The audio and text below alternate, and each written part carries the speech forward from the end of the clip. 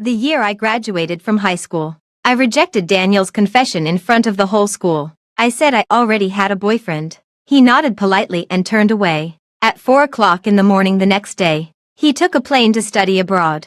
As always, I went to grab a stall to sell breakfast before dawn. 8 years later, holding the last $7,000 I had and carrying my seriously ill daughter, I boarded a train to City A. After looking at the medical records, the doctor shook his head. I'm afraid there's only one doctor in the whole City A who can perform this operation. He's an expert who just returned from abroad. He once performed surgery on a patient with a condition similar to your daughter's. As he spoke, he called out to the man behind me in surprise. Let me introduce you. This is Dr. Daniel. Hello, everyone. Welcome to my channel. Subscribe us to read wonderful novels every day. Now the story begins. At that moment, I was still wondering if it could be just the same name, until I turned around and saw those dark, indifferent eyes outside the mask. This was the first time I had returned to City A in 8 years. The first place I went to after getting out of the station was the most famous hospital for cardiothoracic surgery in City A.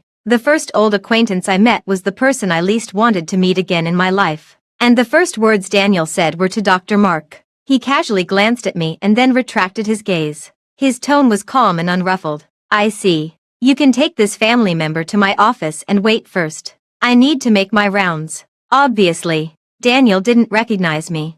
Just now at the hospital entrance, I was walking in a hurry and tripped over a speed bump. At that time, I was only concerned about whether Carlin was injured and didn't notice that a layer of skin and flesh was scraped off my palm and arm. Dr. Mark had a rugged face and a warm heart. While helping me deal with the wounds on my body, he couldn't help but mutter a few words. Even for the sake of the child, we should take care of ourselves first. Right. Look at how thin you are. When the child gets a little older, you won't even be able to carry her. I looked down. The coat I bought 5 years ago was worn and gray, and the collar and cuffs were already frayed. My arm was so thin that there was almost only bone left, and I was filled with an overwhelming sense of weariness and exhaustion. After Carlin was born, I took her around seeking medical treatment, and I hardly ever had a full night's sleep.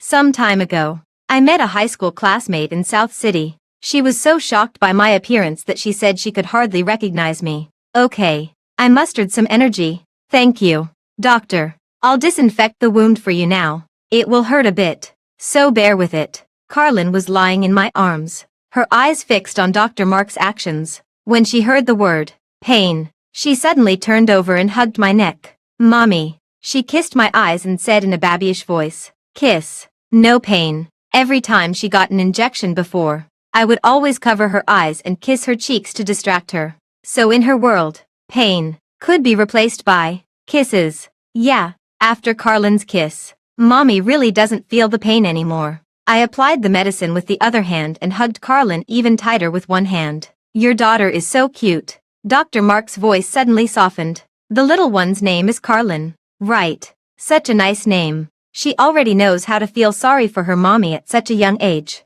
What a good girl. How old is our Carlin this year? Is she about to go to kindergarten? Carlin blinked her eyes and answered seriously. Mommy. Also pain. Carlin is 3 years old.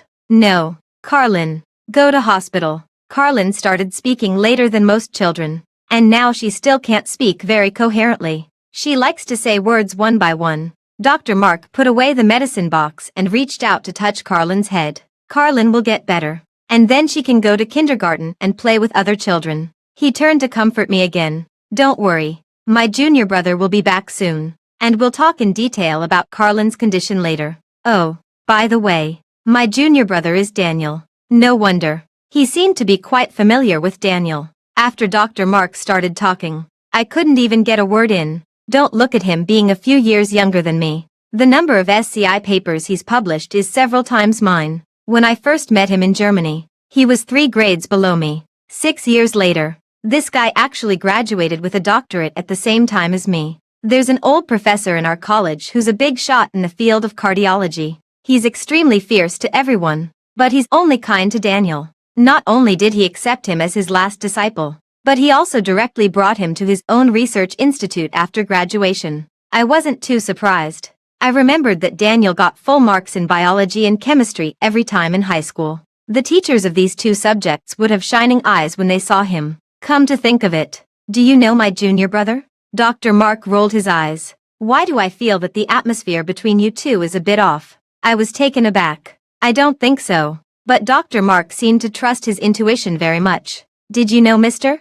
Daniel before? I had to say. Mr. Daniel and I were indeed high school classmates. As I expected, Dr. Mark immediately pulled me to gossip.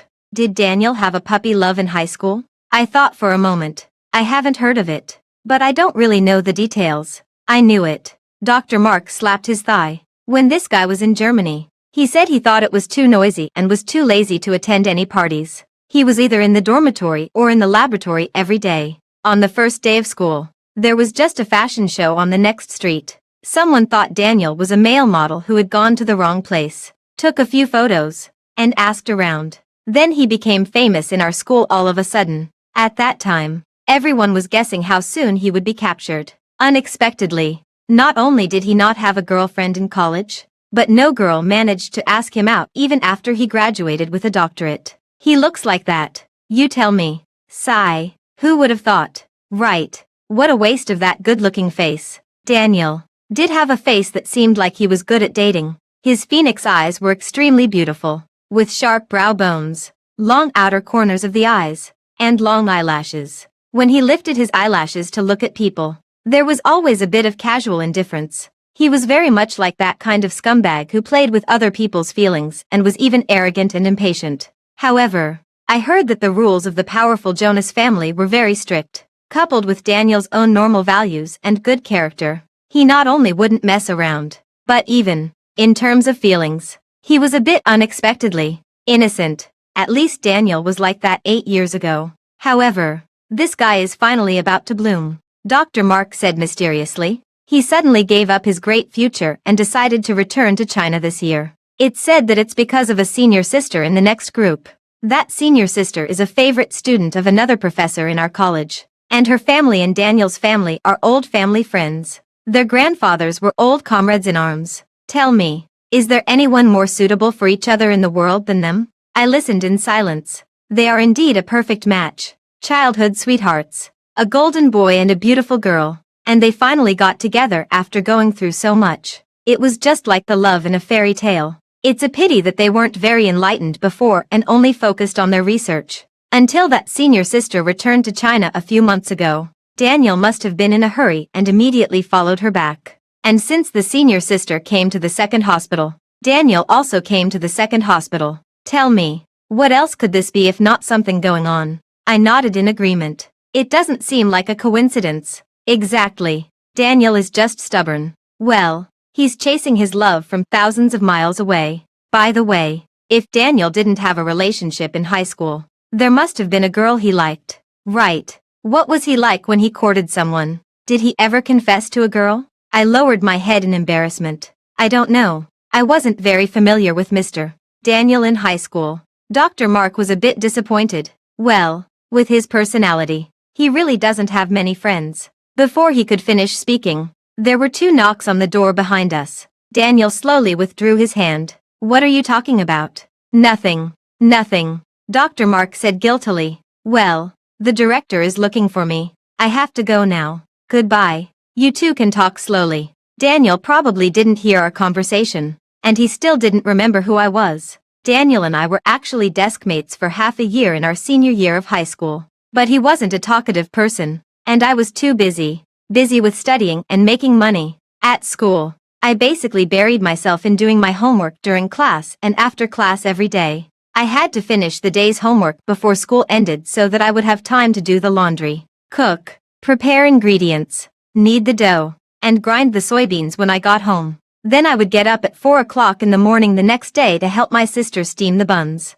grab a stall, and sell breakfast. After being desk mates for a long time, of course, we also had some silent tacit understanding. For example, I sat on the inside against the wall. Maybe Daniel thought it was too troublesome for me to go in and out, so he would always bring me water when he went to fetch water. For example, I knew that Daniel had a bit of obsessive-compulsive disorder, so when I collected his test papers, I would fold them neatly for him. For example, When I secretly did my homework during class and the teacher was about to come down from the podium, Daniel would quietly tap on my desk to signal me. For example, I would conveniently make a glutinous rice chicken without mushrooms for Daniel every morning. However, the words we said to each other every day probably added up to no more than 5 sentences. Apart from being desk mates for those half a year and Daniel's unexpected confession when we graduated, in the final analysis, he and I weren't really that familiar. So when Dr. Mark asked me just now, I was just telling the truth. So it was normal for Daniel not to remember me. I just looked at the medical records. Daniel glanced at Carlin, who was sleeping in my arms. Without any extra words, he sat down and went straight to the point. Now I need to know some detailed information. He asked many additional questions about Carlin's previous medical history and surgical conditions. He didn't miss any details and recorded them on the computer while being very focused. Towards the end, as Daniel scrolled the mouse, he suddenly asked, "Have you been taking care of the child's surgery all by yourself? Where is your husband?" Without thinking, I replied, "He's very busy. I've accompanied the child for all her surgeries. If you need to know anything else, you can ask me." Daniel's hand paused, and he lifted his eyelids to look at me. His pupils seemed to be much darker than other people's. Busy. What could be so important that it's more important than his own daughter? I was at a loss for words for a moment. Fortunately, Daniel seemed to have just asked casually. He picked up the medical records again and frowned slightly. "The child's condition is indeed quite complicated." My heart instantly rose, and I was so nervous that I even had a slight ringing in my ears. "She's too young." The voice of the judgment seemed to come from far away through a layer of glass. "The specific situation is also different from the patient I encountered before." As he spoke, Daniel seemed to be about to put down the medical records. My heart skipped a beat, and I instinctively pressed his arm in a panic. "Doctor, please." I was afraid of waking Carlin up, so I kept my voice very low. "Please save my daughter. She's only 3 years old this year." Carlin's illness finally showed a glimmer of hope. If even Daniel refused to treat her, I quickly took out the not too thick and not too thin envelope that I always carried with me and stuffed it into his hand. Daniel paused and looked down at the thing in his hand. After a moment, he squinted his eyes slightly. He stared straight at me. "Are you trying to give me money?" I realized later what a stupid thing I had done. Over the years, I had already gotten used to the unspoken rule in society that things could be easily done with money. But I had forgotten that with the power and background of the Jonas family, if Daniel wanted a life of luxury with an abundance of food and wine, and squandering money would be nothing unusual for him. His life could have been very easy and smooth. But he went to study in Germany for 8 years and dedicated himself to studying medicine. This money of mine was probably no different from an insult to him. I didn't mean anything else. I forced a smile. "Carlin's situation is not easy to handle. I just wanted to express my gratitude to you." I tried my best to cover it up and beautify it. But when I looked up, I clearly saw myself reflected on the promotional board, and the expression on my face, vulgar, Philistine, and obsequious. It was extremely ugly. Daniel suddenly looked away. He stared at the medical records for a while. "I can perform the surgery, and if it's successful, the child can definitely live an ordinary life. However," he paused for a moment, "the success rate is probably less than 50%. 50%. I repeated it instinctively. I couldn't tell whether I was more happy or more worried at this moment. I just felt that my mind was in a mess and I was at a loss. 50% is the highest figure I can give you after comprehensive consideration. And there are risks in any surgery. No one can guarantee the result. You need to be mentally prepared for this. I know. 50% is already not low." My voice gradually became lower. "The doctors before said that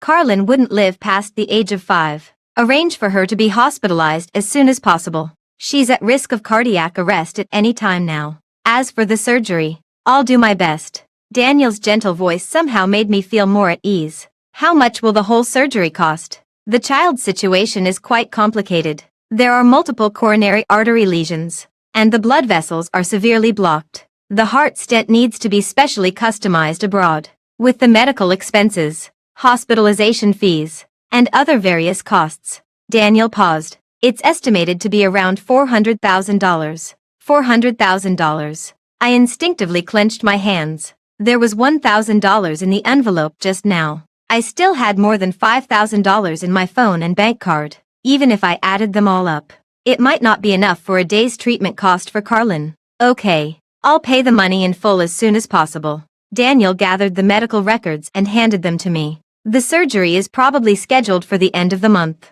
There's no rush. He glanced at the envelope on the table. I'll directly recharge this into your medical treatment card. The relevant fees can be directly deducted from this later. I met the senior sister Kathy that Dr. Mark mentioned. She was from the pediatric department and participated in Carlin's surgical consultation this time. Dr. Kathy was very excellent. Her medical skills and reputation were well known in the second hospital. She was beautiful and gentle. When she talked to Carlin, she always spoke softly with a smile. After Carlin found out that she was going to have another surgery, she was a bit unhappy. Mommy. Carlin tugged at my clothes, leaned into my ear, and whispered, Carlin doesn't want to stay in the hospital. Carlin wants to go home. My nose suddenly began to tingle. Carlin used to be very cooperative. Whether it was taking medicine, getting an injection, or having a surgery, she stared at her little watch every day. When it was time to take medicine, she would run to me, and I never had to coax her. Until last year. She had an attack and had 2 surgeries in a hospital in South City and stayed there for a long time. I took care of Carlin while making money, only sleeping for 3 or 4 hours a day. My dark circles and bloodshot eyes couldn't be hidden. After being discharged from the hospital, Carlin was reluctant to go to the hospital. At first, when I asked her why, she kept her head down and refused to say. Then one day, she finally opened her mouth. Mommy, you can get a new child and be her mommy. It's too hard to be Carlin's mommy, she said. Carlin doesn't want to go to the hospital anymore. Carlin just wants mommy to sleep well. Mommy, can we go home? Carlin asked in a small voice again. I swallowed several times before suppressing the choking in my throat. Carlin, be a good girl. This is just a minor surgery, and mommy has the money. After the surgery, mommy will take you home. Okay. Unfortunately, as the child grew older, she wasn't so easy to coax. Until Daniel and Dr. Kathy finished checking the conditions of the other 2 patients in the ward. The little one still refused to talk. She just buried her head and rubbed against my neck. What's wrong with Carlin? Is she afraid of having the surgery? Dr. Kathy took out a piece of candy from her pocket. She gently stroked Carlin's little head. But Mr. Daniel said that this surgery is very likely to completely cure Carlin's illness. So we should definitely give it a try. Right. Then our Carlin will be able to go to school healthily like other children in the future. Carlin finally raised her head. Her eyes filled with tears. Carlin doesn't want to go to school. Carlin just wants to be with mommy. Daniel suddenly spoke up. Carlin. He squatted down, his tone gentle and his voice clear. Does Carlin want to stay with mommy all the time and protect mommy when she grows up? Carlin nodded without hesitation and said in a babyish voice. Carlin does. Then Carlin should have the surgery even more and get better soon. Right. Carlin tilted her head and thought for 2 seconds, then nodded, and soon shook her head again. But mommy is very tired. Daniel was quite patient. Mommy is tired because she loves you. Just like you love mommy. Mommy hopes you are healthy and happy. Just like you hope mommy won't be so tired. The difference is that mommy is an adult. Adults have the responsibility and ability to work, make money, and take care of children. And Carlin is still a little child now. The responsibility of a little child is to grow up happily. Only when you grow up can you love mommy well, take care of mommy, and make mommy not be so tired. Right. Carlin was confused by his long speech. Her big eyes blinked. She looked back at me and then at Daniel. Finally, with a bit of hesitation and confusion, she nodded. Dr. Kathy was amused by her half-understanding expression. So cute. Look at her expression. It's so nice to have a daughter. She's so good and sweet. Her eyes curved into crescents. I also want to have a little sweetheart in the future. The 2 people standing side by side were pleasing to the eye and well-matched. Daniel couldn't help but raise the corners of his mouth. I don't know what he was thinking, but there was a hint of softness on his face. Yeah, on the 3rd day after Carlin was admitted to the hospital, she had already won the love of all the doctors and nurses in the department. They liked to tease her every time they came for the rounds. The little girl was shy. As soon as she was teased, she would try to hide in my arms, but she was too embarrassed to turn her back on them. So she would respond seriously in a babyish voice while blushing. She was really adorable. The ward we were in was a 4-person room. The next day, a little boy named Dean moved into the last empty bed. The child had a round face that grandparents would dote on. He wore a lot of things on his chubby neck and hands, either gold or jade. His mother was in her early 30s, dressed in luxury and beautiful. Since she came in, she had been frowning, with a look of disgust. The pointed corners of her eyes glanced at our 3 beds. Dean, don't show your jade pendant. Be careful it gets stolen. The family members accompanying the other 2 patients immediately blushed. Miss, what do you mean by that? Did I say it was you? Are you rushing to admit it because you're guilty? She curled her lips. Also, what do you mean by calling me miss? Can't you tell I'm married? My husband's surname is Hilbert. Call me Mrs. Hilbert from now on. Got it. After that, she stuffed all of Dean's jewelry back into his collar and walked towards Daniel as if she was very familiar with him. Daniel, your family has a good relationship with our Hilbert family, and you and Evan are good friends. You should have arranged a single room for us. It's too noisy here, and there are all kinds of people. Who knows what they do? She was haughty. If it wasn't for Evan's recommendation,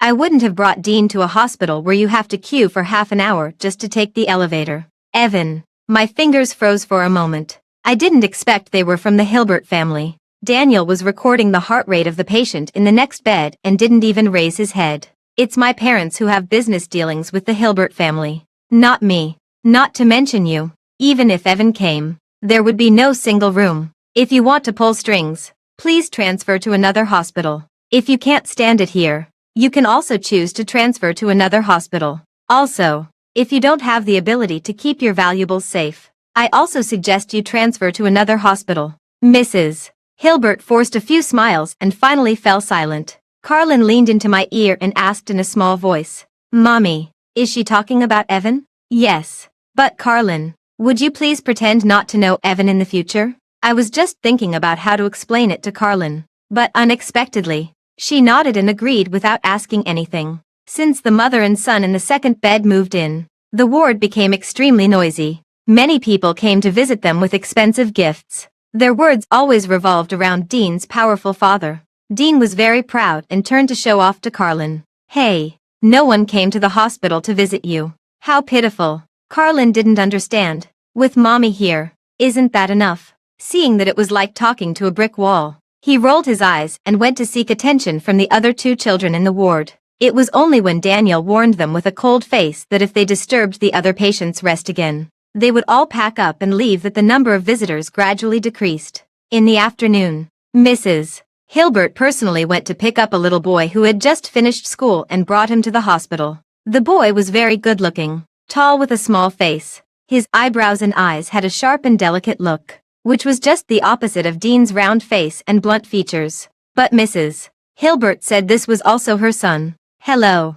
uncles and aunts. My name is Jason. This little boy was much sweeter with his words than Dean. After coming in, he greeted everyone one by one. Dr. Mark casually asked him how old he was. I'm 6 years old. I'm exactly 1 month older than my stepmother's son. The ward suddenly fell silent, accidentally catching a glimpse of the secrets of a wealthy family. Even a talkative person like Dr. Mark was so embarrassed that he didn't know what to say for a moment. Mrs. Hilbert didn't seem to notice and put on an act of being a loving mother and filial son. Although Jason isn't my biological son, I've raised him since he was a child, and he's no different from my biological son. As long as the 2 brothers can grow up safely and healthily, I'll be satisfied.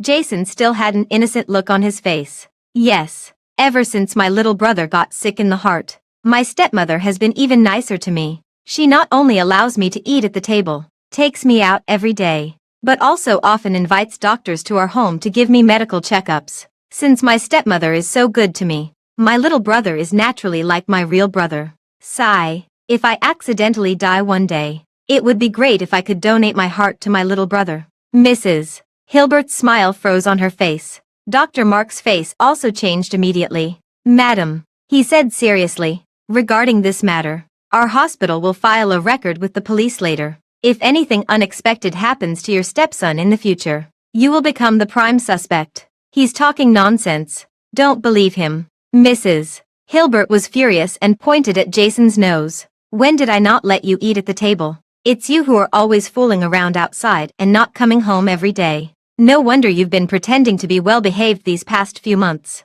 You have such a scheming mind. No wonder your parents don't want you. He's only 6 years old. What does he know? Dr. Mark frowned. Also, whether you have had any illegal thoughts or not, the police can find out with an investigation. Mrs. Hilbert's momentum suddenly weakened a bit. I was worried that he would get sick like Dean, so I gave him medical checkups. She mumbled a few words. Anyway, don't be deceived by that kid's appearance. He's a monster with a black heart. I looked back. Jason was standing in the corner with an innocent look on his face, not answering back when being scolded. His small figure looked very pitiful. After Mrs. Hilbert left in a hurry with Dean, he seemed to be forgotten in the ward. Uncles and aunts, I'm sorry for disturbing your rest. His tone was low, and he looked like he was about to cry, making Dr. Mark and the other family members feel sorry for him. Carlin had been sleeping in the afternoon and was only woken up by Mrs. Hilbert's angry shouts just now. She stuck her head out of the quilt, looking curious. Jason looked over when he heard the commotion. Then, he blinked twice. Accidentally, the tear that had been swirling in his eyes for a long time fell. Mrs. Hilbert transferred Dean to a private hospital and didn't show up again. Instead, Jason started to come to the second hospital frequently to play with Carlin. At first, I didn't want Carlin to have contact with the people from the Hilbert family. However, Carlin really liked playing with him. Due to her physical condition and personality, Carlin had few friends since she was a child and had hardly talked to her peers. Her hobbies were also different from other children. She liked looking at picture albums, giving names to every object she saw, and then making up stories for them. She spoke a bit slowly, and other children didn't have the patience to listen to her. But Jason, he would hold his chin and listen to her quietly for an afternoon. He would remember all the names Carlin gave to each grape. He would write blessings with her for the 2 rabbit-shaped slippers. Now, what Carlin looked forward to the most every day was Jason's arrival. When Dr. Mark found out, he pretended to be jealous and said that Carlin didn't want to play with him anymore since she had a new friend. Carlin smiled shyly and comforted him by saying that among all the adults in the hospital, she liked him, Daniel, and Dr. Kathy the most. Like the most. And there are so many people. Dr. Mark wasn't happy. No, you can only choose one. Or between Brother Daniel and Brother Mark. Who does Carlin like more? Daniel happened to come for the rounds at this time. He was Carlin's attending doctor and had the most contact with Carlin on a daily basis. Although he wasn't as good at making a kid happy as Dr. Mark, he was always very patient when talking to Carlin, and what he said sounded very reasonable. Carlin trusted him a lot. After struggling for a long time, Carlin finally honestly said 3 words. Brother Daniel. How old are you? How can you have the nerve to let Carlin call you brother? Daniel chuckled and walked forward. He ruffled Carlin's hair. It's Uncle Daniel. You can't call me Brother Daniel. Okay. Dr. Mark reacted quickly and widened his eyes. Okay. Mr. Daniel. You're taking advantage of me. Daniel ignored him. He prescribed several physical examination items for Carlin and gave me some instructions on matters to note. I wrote them down carefully. Okay. Thank you. Mr. Daniel. Dr. Mark suddenly sighed casually. You two are so distant. If I didn't know the inside story, I really couldn't tell that you two were high school classmates. My heart skipped a beat. I instinctively looked at Daniel. After noticing my gaze, Daniel calmly looked back at me. Half a second later, he casually looked away, neither surprised nor denying it. So he had known for a long time. By the way, someone took your photo and posted it online a few days ago, and you became popular again. Everyone is asking which hospital you're from.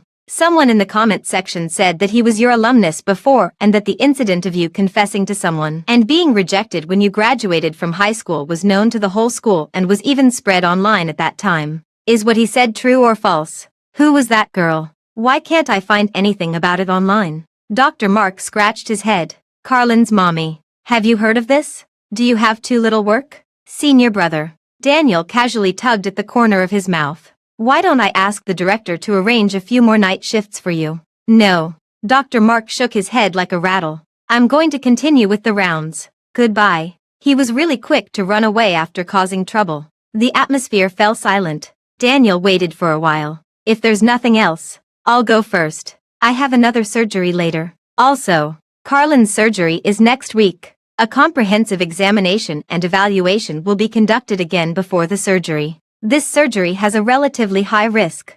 It's best to call Carlin's biological father here as well. I don't know if it was because of the mention of the past, but Daniel's voice was tinged with a hint of coldness. The child has been in the hospital for so long, and he hasn't shown up even once. What kind of father is he? How can such an irresponsible man take care of the child and the family? His tone was quite severe, and his words were not very polite. After he left, Carlin asked me in a small voice what was wrong with Uncle Daniel. I gently pinched her face. Uncle Daniel probably remembered some bad memories. Bad memories related to me. In that summer 8 years ago, in the empty room behind the auditorium of No. 9 Middle School, the 18-year-old Daniel once held his sincere heart in front of me. At that time, his eyes were bright. He handed me his college entrance examination results that had just come out the day before and his college application form together and asked me which city I was going to. His ears were slightly red, and he said that if possible,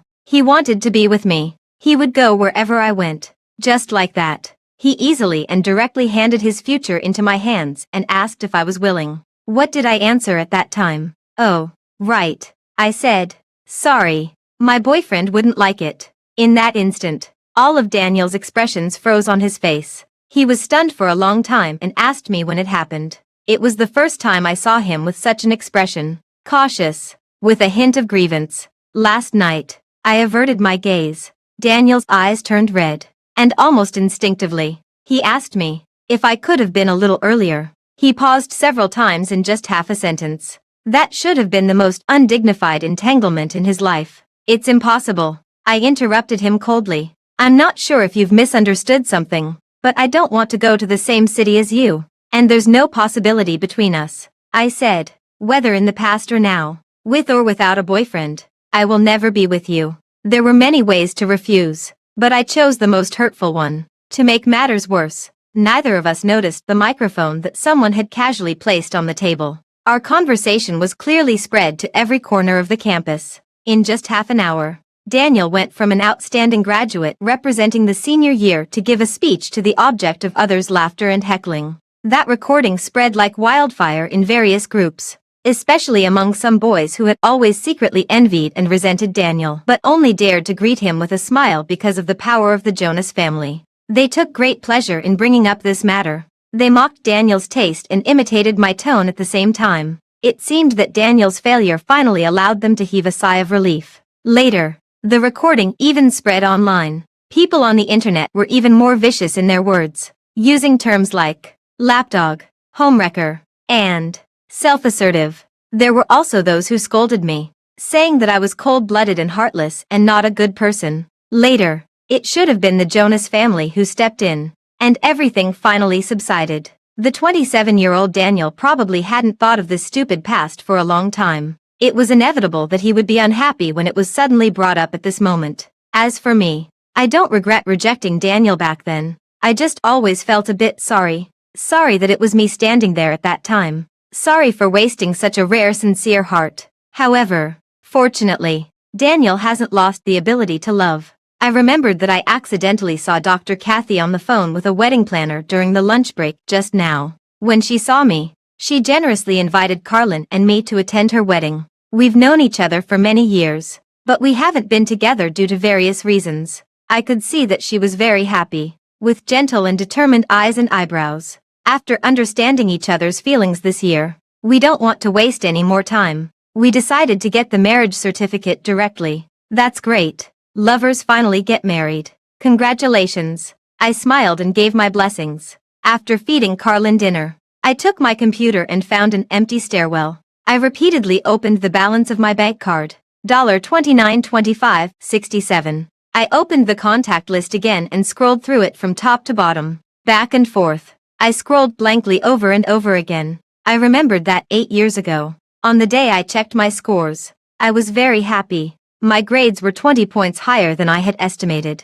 I wandered around the streets with the last $100 in my pocket for a whole day. In the end, I bought 3 hamburgers, each costing $14. However, when I got home, I found the door wide open, and the inside was in a mess. Everything was smashed to pieces, and not even a single intact tile was left. That day, I held the cold hamburgers and the $58 banknotes. I sat in a daze for 3 hours in the stairwell in front of my house. just like at this moment. Later, starting from my freshman year of college, I kept working part-time to make money. Besides going to class, I was either working part-time or on the way to work part-time every day. The money I earned, except for my living expenses, was all sent back to my sister. When I was a senior in college, I opened an online store. I studied computer science both in college and during my postgraduate studies. As long as I could make money, I would take on any job, such as writing programs, cleaning computers,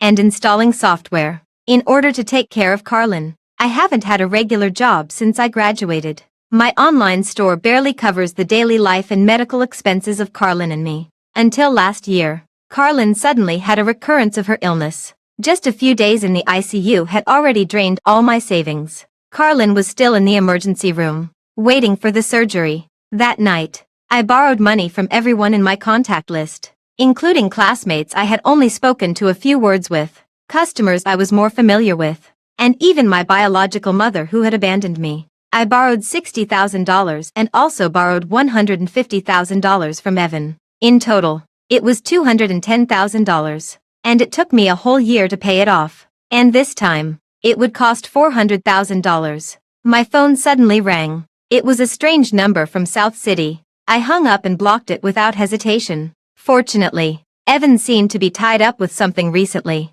He didn't call again. In the end, I still took out the business card from my bag. I agree to what you said. I lowered my voice. The information you want will be sent to your computer before dawn tomorrow. But I want $800,000 transferred to my account in one go. After hanging up the phone, I was in a daze for a while. When I put away my things and was about to leave, I turned around. Daniel was standing at the entrance of the stairwell, looking at me quietly. It was raining. The dense raindrops in the deep winter drifted in through the slightly open window, carrying a biting chill. Are you planning to cure Carlin and then send yourself to prison? Use $400,000 for the treatment and leave the remaining $400,000 for her future life. Daniel had indeed heard everything. There was no change in his voice, but somehow, I felt that he was very angry. I pursed my lips. I didn't try to defend myself. There was nothing I could say in my defense. You've already made up your mind, haven't you? From the moment I told you there was a chance for the surgery. My long silence finally exhausted Daniel's patience. He gave a soft sneer, easily waking up the voice-activated light above our heads again. Aaron, if I had known there might be such an outcome, I wouldn't have agreed to perform this surgery for you at all. I suddenly looked up. I had been thinking about the money before, but at this moment, I suddenly realized Daniel had the absolute right to refuse the surgery, especially after he caught me like this. As the youngest and most promising doctor in the entire second hospital, he had no need to take on this surgery with huge risks and the money from an unknown source. I'm sorry, I said dryly. I only have Carlin as my daughter. I know it's not right to do this, but I really can't afford to lose her. Daniel still had no expression on his face and remained silent. I was extremely flustered and almost begged in a suppressed voice. If this thing gets out, I promise I won't implicate you. Okay. Without hesitation, Daniel said word by word. No. My eyes instantly turned red. What should I do? Carlin finally had a chance to recover. I didn't dare to let my emotions spread and desperately thought of other ways to make amends in my mind. However, before I could say anything else, Daniel suddenly added something. Take a look at your medical treatment card. I didn't understand what he meant at first. I opened my phone in a daze. The account balance of the medical treatment card showed $500,000. Why didn't you come to me? We're classmates after all. The ceiling light fell on Daniel's eyelashes, hiding the emotions in his eyes. He seemed to want to say something, but in the end, he just let out a sigh. Take the money and use it for Carlin's surgery first. Don't worry about it. It wasn't until Daniel handed me a tissue that I realized I was crying. Afraid of being seen crying by Carlin. I hadn't shed a tear no matter how difficult things were in the past few years. But at this moment, the tears seemed to be out of my control and kept flowing. The record showed that the $500,000 was transferred a few days ago. I was just too busy taking care of Carlin and didn't notice the message. Daniel stuffed the whole pack of tissues into my hand. He lowered his voice, looking a bit at a loss. Stop crying. I didn't mean to be harsh on you. I was just afraid you didn't know how serious the situation was. It would have been better if he hadn't spoken. As soon as I heard his voice, My tears welled up again. The rain outside the window became a bit heavier, and it finally made a sound when it landed on the branches and leaves. I just suddenly remembered that it had been 10 years. From the first time I met Daniel at the age of 16 to now at the age of 26. Exactly 10 years had passed, and the first time I met Daniel 10 years ago, it happened to be raining such a fine rain that wet my eyelashes. The difference was that the season at that time was a sweltering summer, and I was still carefree and had a very happy little family. Just like ordinary girls of that age, I would link arms and go to the bathroom together, gather to finish our homework, and chat about the gossip of the influential people in the 49 middle schools in City A. Among them, the two words I heard the most were, Daniel, from the third year of junior high school in the neighboring No. 9 middle school. It wasn't just the girls in the class who would mention him. The teacher in charge of the chemistry competition always said, it would be great if Daniel were from our school. The boys on the basketball team said with a serious expression that we were going to play against Daniel, from the neighboring school this time. And on the school's online forum, people talked about who met him outside the school every day. Later, I was admitted to No. 9 middle school in the high school entrance examination. That day was my first day at No. 9 middle school and the fourth year that Daniel gave a speech as a student representative at the opening ceremony. I squeezed into the dark, stuffy, and sticky sea of people under the stage and finally saw the legend. The old principal with gray hair gave an exaggeratedly long speech. He still hadn't finished even when the drizzle started to fall in the sky. The leaders under the shelter sat safely, as if they couldn't hear the sound of the rain and the restlessness of the students under the stage. When the old principal finally slowly finished his speech 2 minutes later, all the students except Daniel had their hair wet. The next person to speak was Daniel. After the dean of students said, let's welcome the freshman from senior 1, Daniel, the top scorer in the city in the high school entrance examination, to come on stage and give a speech. He took the microphone and walked a few steps to the center of the rostrum. Then, in full view of everyone, he casually stuffed the speech script into his pocket and only said 6 words. It's raining. Let's dismiss. The cheers broke through the sky. The dean of students was furious, snatched the microphone, and shouted, no one is allowed to leave. But unfortunately, no one paid attention to him, and thousands of students disappeared in an instant. And Daniel stayed on the stage alone, being bombarded for 2 hours and was punished to write a 3,000-word self-criticism. In fact, Daniel didn't want to show off or challenge any authority. He accepted the punishment and scolding without talking back throughout the process. He just simply hoped that others would get less wet in the rain. That's all. And when Daniel read his self-criticism the next week, it happened to rain again. He smiled helplessly on the stage and said,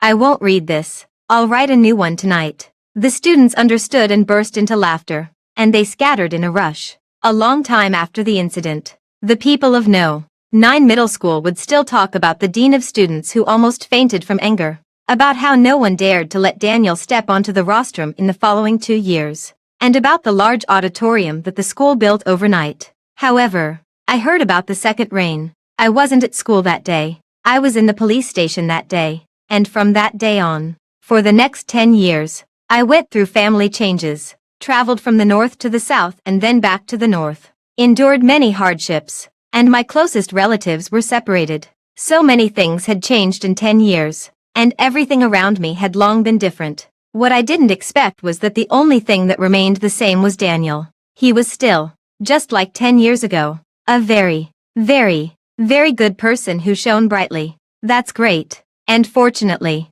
such a good person didn't end up with me back then. Thank you, Daniel. After a long while, I said in a low voice. I didn't act hypocritically and decline. I really needed this money. You don't have to be so polite. We're classmates. Daniel took the business card from my hand. However, I'll take this. Okay. I took out a pen and paper from my backpack and insisted on writing an IOU for Daniel. He couldn't help laughing after taking a look at it. Aaron, I'm not here to be a loan shark. Also, I'm not in a hurry for the money. You still have to raise a child, so you don't have to pay me back so soon. He took the pen, directly added a 0 after the 2 years written on it, and then crossed out the interest. No, you've already helped me a lot. I should pay you back as soon as I have the money. I thought for a while. Consider the interest as the wedding gift for you and Dr. Kathy. Also, thank you for taking care of Carlin during this time. What? Daniel seemed to suddenly doubt his hearing. An expression of surprise and confusion appeared on his face. Who's getting married? What, Dr. Kathy? Are you talking about me? However, I was even more confused than him. Our eyes met, and Daniel seemed to understand something. Andrew, did he tell you something? He gritted his teeth. Dr. Kathy and I have told him many times that we're just ordinary friends. But he just doesn't believe it and insists on making up his own story. Oh, I see. I smiled awkwardly. Then, let's consider it in advance as, I'm single. Daniel cut me off directly. I've never had a girlfriend. And I won't be able to get married in a short time. I don't need your wedding gift. All right. I thanked Daniel again. But I still secretly decided to pay him back as soon as possible. Is that man busy with work? Daniel suddenly asked as we were about to leave. It took me a while to realize who Daniel was talking about.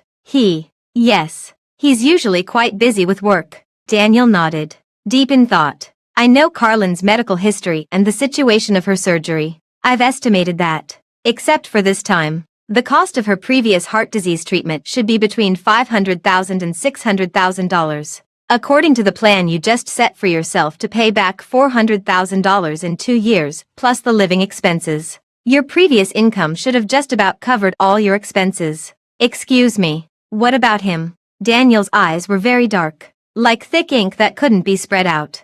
Doesn't that man give you any of the money he earns? He not only can't come to the surgery but also doesn't want to pay for Carlin's surgery. I don't mean to interfere in your life, but such a father figure and the form of parenting where one parent is absent are really not good for the child's growth. He paused. Or, there's another possibility. He looked at me steadily. Are you actually divorced from him? I was taken aback when Jason stuffed a bank card into my hand. Where did you get so much money? He was only 6 years old. No matter how rich the Hilbert family was, they wouldn't casually give a 6-year-old child hundreds of thousands of dollars as pocket money. Right. And I heard that Kelsey only liked Dean and didn't like this son born to her husband's ex-wife very much. My stepmother gave it to me. He looked very well behaved. It's just right for Carlin's surgery. I couldn't help but laugh. He must have set some kind of trap for that Mrs. Hilbert and made her fall into it. He may be young, but he's very shrewd. Thank you. But Carlin's surgery fee has already been paid.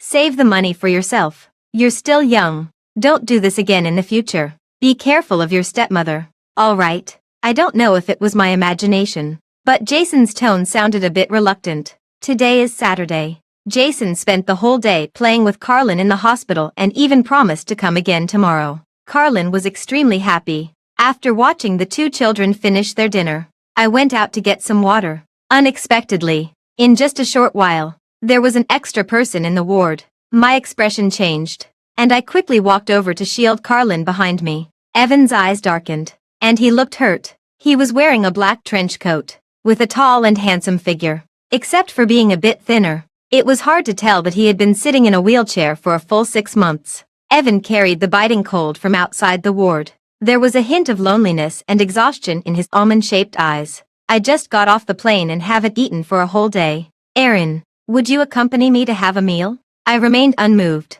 If it wasn't for the fact that 2 months ago, I heard with my own ears the attending doctor introduced by Evan telling him that Carlin's situation wasn't good. He casually said, if she dies, then she dies. At least she won't keep thinking about it. I might still be deceived by his disguise. Uncle.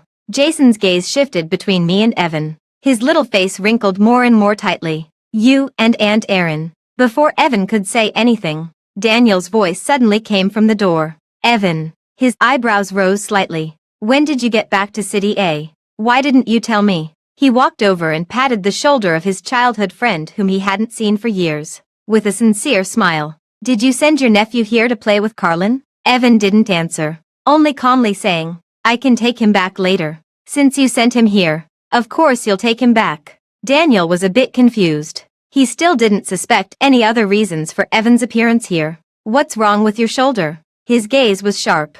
I encountered a medical disturbance more than half a year ago and got injured a bit, but it's almost healed. Carlin seemed to remember the situation that day. She shrank behind me in fear and tugged at the corner of my clothes. Daniel asked a few detailed questions. You need to pay attention to your left shoulder. After all, the nerve was injured. Evan smiled and said, I know. By the way, do you remember Aaron? Daniel took 2 steps forward and stood beside me. You probably haven't seen her for many years. Right. Evan's gaze landed between me and Daniel, and his face visibly turned cold. Of course I remember. He interrupted Daniel. I don't need you to remind me. Please also find your own place. After all, she is my wife. Someone once posted a thread in No. 9 Middle School. The content was about who people liked more between Daniel and Evan. In the end, Evan won by a margin of 1 vote. In the comments section, everyone said that although Daniel was good, he was like a flower on a high mountain, making people feel that he was difficult to approach, unlike Evan, who always had a smile on his lips, making people feel warm and comfortable. I used to think the same way until these past few months, when I gradually realized the paranoia and madness hidden in his bones. Not to mention me, Daniel and Evan have known each other for 20 years. They can be said to have grown up together. But apparently, over all these years, he has never seen Evan like this either. You can tell from Daniel's expression at this moment. His expression froze bit by bit, becoming unfamiliar, as if he was meeting Evan for the first time. After a few seconds, he laughed with a hint of absurdity. Evan, do you know what you're saying? Evan didn't answer the question directly. Do you want to see the marriage certificate? He briskly lit up the screen, and there was our wedding photo on it. Daniel froze in place. He probably never expected that the man he had been mentioning before would be his best friend. After a long time, Daniel twitched the corner of his mouth. But it seems that your wife and daughter don't welcome you very much. Carlin didn't know what was going on, but she could sense that the atmosphere was wrong. She was now huddled on the hospital bed behind us, tightly clutching the corners of my and Daniel's clothes with both hands. I'm sorry to make you laugh. I've been too busy recently and didn't have much time to accompany them. Aaron and Carlin have been throwing tantrums at me recently. Evan walked over. Right, Aaron. I took a step back. All right, Carlin needs to rest. You should go back now. I held Carlin's hand tightly. I didn't expose Evan's lies. Also because I didn't want to quarrel with him in front of Carlin. Evan paused. Okay then, you and Carlin have a good rest. I'll come to see you tomorrow. Although Evan said that, he didn't look at Carlin even once from beginning to end. He is a person with a strong sense of purpose. Before, in order to make me think that he was a good father, he doted on Carlin as if she were his own daughter, even protecting her in his arms during the medical disturbance. But ever since I discovered his true face, he has been too lazy to pretend. At most, he would perfunctorily show some concern verbally, because he knew that I wouldn't believe him anymore. Children have a strong sense of perception. At first, Carlin would always ask why Evan was ignoring her. Later, she probably sensed that Evan didn't like her, so she stopped asking. Carlin's bed was on the side near the door. I walked a few steps towards the door and could vaguely hear the conversation outside. I'm sorry just now. Evan had probably calmed down, and his tone returned to that perfectly designed, harmless look. I've encountered some problems in the company recently, and Aaron has been throwing a tantrum at me. I didn't control my emotions well. There was a moment of silence outside. When did it happen? Don't tell me you've liked Aaron since high school. His tone was meaningful. Evan, I suddenly realized that I seem to have never really understood you. I have indeed liked Aaron for a long time. Evan sounded very candid.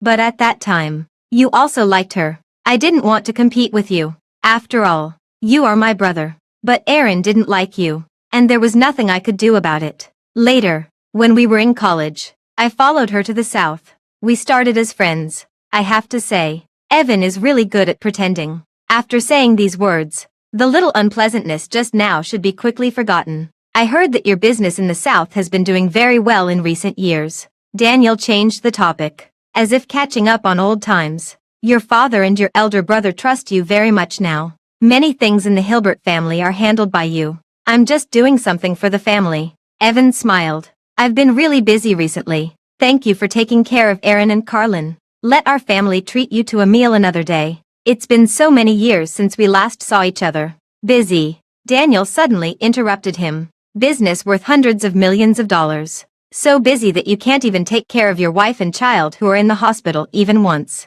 Did you give the money you earned to Aaron and Carlin? If not, what the hell have you been busy with all day long? I was stunned. This was the first time I heard Daniel swear. Was he standing up for me? Also, is it really her throwing a tantrum? Or do you know very well that you've wronged her and that's why she wants to divorce you? After hearing the word Divorce. Evan's tone turned cold. Did Aaron tell you that? Is it that hard to guess? He said word by word. If you hadn't wronged her, would she resist you like this? If you had treated her well, would she be this thin? Since you're with her, why don't you cherish her? I was surprised by the emotion in Daniel's words. However, things between me and Evan weren't as he thought. This is a matter between me and Aaron. Evan's tone was chilling. We will handle it well. There's no need for an outsider like you to worry about it. As for you, hurry up and find a girlfriend. Otherwise, I'll start to suspect that you still have feelings for Aaron. It was an obvious test. However, after a long silence, I heard Daniel's voice. So what if I do? I suspected that I had misheard. How could it be possible? I treated him so badly back then. It would be generous enough if Daniel didn't hold it against me. Still having feelings for me. How could that be possible? I couldn't figure it out and didn't dare to believe it. Or did he say that on purpose to anger Evan? Although it didn't seem like something Daniel would do. The possibility was at least greater than Daniel still liking me after not seeing me for 8 years. The next day, when Daniel came for the rounds, he was no different from usual. It was Jason who seemed not quite right. It was too chaotic yesterday to pay attention to him. This morning, I realized that he seemed to be in a daze, as if he had lost his soul. He squatted in the corner and muttered softly. What went wrong exactly? How could she become my sister? Are you playing tricks on me? God. His voice was too low, and I didn't quite understand what he was saying, but he looked very devastated. After banging his head against the wall at the door for a while, when Carlin woke up and finished her breakfast, he opened the picture album as if nothing had happened. Which character did we learn yesterday? Let's continue. After playing with Carlin for most of the day, he put away the toys and poked Carlin's cheek. Today is my grandpa's birthday, so I have to go back early. I'll come to see you tomorrow. Carlin nodded obediently. See you tomorrow, brother. Jason pinched Carlin's face fiercely and said, Don't call me brother. Carlin wasn't afraid of him and opened her big eyes and asked, Brother, why? Jason gave in. After a moment, he sighed. Forget it. Brother is fine then. Evan sent me a text message. He said that he needed to deal with some things in advance and would come to find me when everything was over. I only replied with, We have nothing to talk about except divorce. However, when I saw the news the next day, I learned that a major change had taken place in the Hilbert family. Many things happened at the 70th birthday party of the old man of the Hilbert family last night. For example, Dean was exposed as not being Kelsey's biological son. Mrs. Hilbert was found to have secretly given Kelsey sterilization drugs. Dean had a heart attack on the spot out of fear and didn't survive the rescue. And all of Kelsey's properties were taken over by Evan. The inside story of the last thing was unknown to outsiders. It was only heard that Kelsey went crazy on the spot, trying to strangle Evan's neck and kept scolding him for being ambitious and ungrateful. The old man of the Hilbert family was very romantic in his early years. He married 6 wives and had more than a dozen children. Among them, Kelsey and his mother were the most favored and doted on, and the one with the lowest status, whose biological mother died early and had no one to rely on, was only Evan. Therefore, Kelsey didn't take Evan seriously at all. He regarded Evan as a useful pawn and had been using him to get rid of other siblings one by one over the years and take control of the Hilbert family. Unexpectedly, he was bitten back in the end and lost everything. Since then, the Hilbert family has completely fallen into Evan's hands. This incident caused quite a stir in the elite circle of Beijing. Compared with others, I should be the least surprised one. I was just a bit worried about Jason. When I asked him, he said pitifully, Auntie, my winter vacation is about to start. Can I spend the New Year's Day with you and Carlin? The Hilbert family is so scary now. Everyone is silent, and no one pays attention to me. They won't even give me food. My dad even smashed the house last night and said he wanted to kick me out. Daniel couldn't stand it anymore and glanced at him. That's enough. Kelsey's matter didn't affect you at all. Moreover, he can't have children anymore. And you are his only blood relative. Your grandmother wouldn't kick you out even if she kicked him out. Jason was so angry that he glared at Daniel. I couldn't help but laugh. You can come to see Carlin whenever you want. However, you'd better call me Aunt Erin. Jason immediately said obediently. Thank you, Aunt Erin. After Daniel read Carlin's latest examination report, he instructed, if Evan comes to the hospital to find you next time, tell him to come to the blood bank. The blood inventory is not enough now. The relatives of the patient need to donate blood for mutual assistance before the surgery. Ask him to come and donate a few bags of blood for reserve. Draw my blood. I'll do it. Daniel didn't hesitate. No. You're too thin. He tugged at the corner of his mouth coldly. He has been making a lot of big moves in the Hilbert family recently. He must be in good spirits and health. He can donate more blood. Otherwise, it's too easy for him to be this so-called father. I hesitated for a while. Actually, Evan isn't Carlin's biological father. Suddenly, two pairs of eyes looked at me simultaneously. Jason opened his mouth wide. So, Carlin isn't my sister. Daniel's eyes were deep. Then who is Carlin's biological father? Is it that boyfriend you had when you graduated from high school? Where is he now? My scalp tingled. I finally understood what it means that one lie requires countless lies to cover it up. Yes, he passed away 3 years ago. Jason seemed to have held it in for a long time and couldn't help but laughed. Daniel kicked him and coughed softly with his fist to his mouth. Sorry for your loss. It's okay. It's been a long time since it happened. What about you and Evan? When did you get married? A little over half a year ago. Okay, he responded.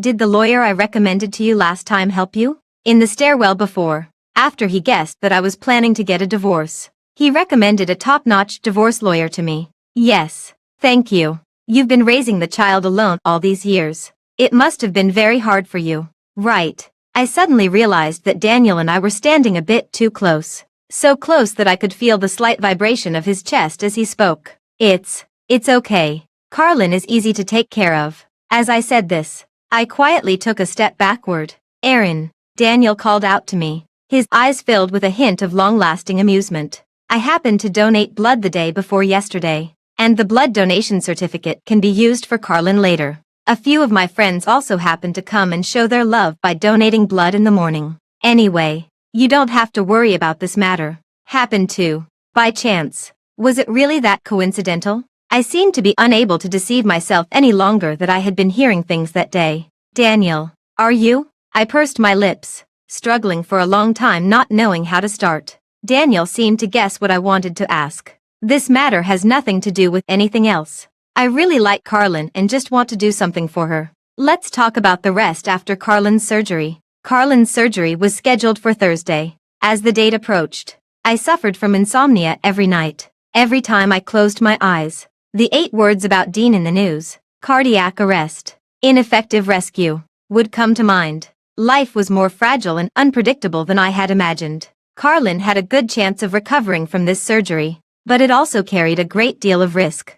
Jason skipped classes for several consecutive days and came to play with Carlin every day. He seemed no different from usual. The only difference was that he became even more attached to Carlin. When Carlin had an examination, he would squat at the door and wait. When Carlin was sleeping, he would lie down at the foot of the bed and take a short rest. When Carlin wandered around the ward, he would follow closely behind her. It was obvious that he was also very afraid of losing Carlin. During this period, Evan came once and then left in a hurry. He had just established his footing in the Hilbert family and had a lot of things to deal with. So it wasn't easy for him to get away. I heaved a sigh of relief. Otherwise, I really didn't have the energy to deal with him at this crucial moment. On the day of the surgery, Dr. Mark came to take Carlin to the anesthesia room. Daniel is already inside making preparations. This is the warm milk and hand warmer he prepared for you.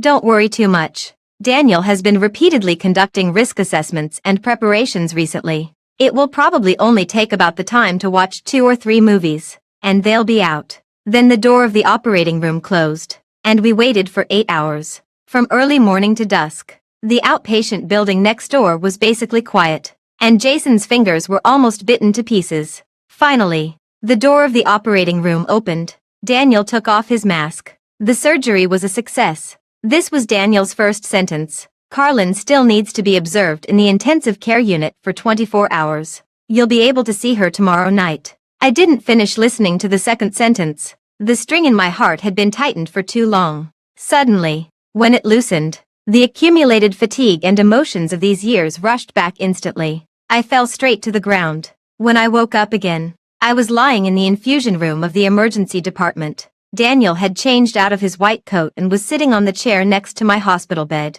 softly flipping through the documents in his hand. It was pitch black outside the window, and the drip bottle by my hand was silently dripping and gathering drop by drop. What time is it now? How about Carlin? How is Carlin? I struggled to sit up. Daniel immediately put down the documents and walked over in big strides. It's 11 o'clock at night. The surgery just ended a little over 3 hours ago. Carlin is fine in the intensive care unit. Don't worry. He checked my infusion bottle. You had low blood sugar and lack of physical strength. So you fainted. I gave you 2 bottles of glucose infusion. And it's just about finished now. Thank you. I heaved a sigh of relief and quickly wiped away the tears at the corners of my eyes. Daniel, thank you for saving Carlin. I really can't imagine what would have happened if Carlin hadn't met you. Daniel bent down to remove the needle for me. You've already thanked me many times. If you really want to thank me, don't stay up late taking orders in the future. Also, you should go for a full-body physical examination when you have time recently. Since you're a freelancer and there's no unit to take care of this, it's best to have a physical examination once a year by yourself. You have to take care of yourself first before you can take care of Carlin. Right. The last sentence. Why did it feel like the tone he used when he coaxed children? It was so quiet at night, and there was no one else in the infusion room except Daniel and me. I suddenly didn't dare to look up and just mumbled an, In response, Daniel opened the takeout box on the table and handed it to me. The porridge inside was still warm. I slowly sipped the porridge with one hand. As soon as I finished drinking, Daniel helped me put away the food container and then casually dragged a chair and sat in front of me. My scalp felt a bit numb. I'll go and take a look at Carlin. She's in the intensive care unit, and you can't go in. He casually placed his hand on the hospital bed, but it just happened to block my way of escape. I realized I was wrong. Daniel had indeed changed. The Daniel 8 years ago, after being mercilessly rejected by me, would only say with red eyes and a trembling voice, "Sorry, I bothered you." But the current Daniel seemed not so easy to be bullied. "There's something I want to confirm with you." Seeing me nod, he paused for a moment before continuing. "Carlin has type O blood, but just now I found out that you have type AB blood. Theoretically, a person with type AB blood can't give birth to a child with type O blood. Are you aware of this?" I was completely stunned. After a long silence, I finally nodded. "Carlin isn't my biological child. She's my sister's child. My sister died of massive hemorrhage when she gave birth to Carlin." Daniel pursed his lips. "I'm sorry. My sister treated me very well when she was alive. When I was 6 years old, my parents wanted to sell me, but it was my sister who took me home and raised me. Carlin is still too young now. I want to wait until she grows up a bit before considering telling her the truth." "I understand. I'll keep it a secret with you. Don't worry. Thank you." However, Daniel looked at me without blinking. "You said before that Carlin's father was your boyfriend when you graduated from high school. So it was all a lie, right?" "In fact, there's no such person." "Right. Yes. I admitted it." Daniel squinted his eyes and cursed in a low voice. "That bastard Evan has really been lying to me all along. I went to South City," he explained. "Evan said he met you in a restaurant and knew that you worked part-time there on weekends. I took a look from a distance, and then I just happened to see you talking to a guy. Evan pointed at him and said that was your boyfriend, that you came to work part-time together, and that you were very happy. Later, he often took the initiative to tell me how affectionate you and your boyfriend were. I trusted him too much, and I listened to the stories he made up for me for several years like this. I was puzzled. Why would he do that? I guess he was afraid that I wouldn't give up," Daniel said calmly. His worry wasn't unfounded. "Later, I couldn't help but go to South City a few times every year. But don't worry, I didn't go to bother you again. It's just that when I had a day or two off, I didn't have many friends in Germany, and it was just right for me to fly back and forth to South City to have dim sum for breakfast. I remembered that I once saw a familiar figure twice on the streets of South City. At that time, I thought it was an illusion caused by being too tired from my part-time job. So he really had been there." My heart seemed to jump out of my throat, and I didn't dare to listen any further. "Daniel, I'm sorry for lying to you before, but I have no intention of falling in love. I didn't think about it before, and I still don't now," I said in a small and quick voice. "I just want to raise Carlin well now." Daniel didn't seem surprised. It doesn't matter. I can wait." He made a joke. "I'm 27 years old this year.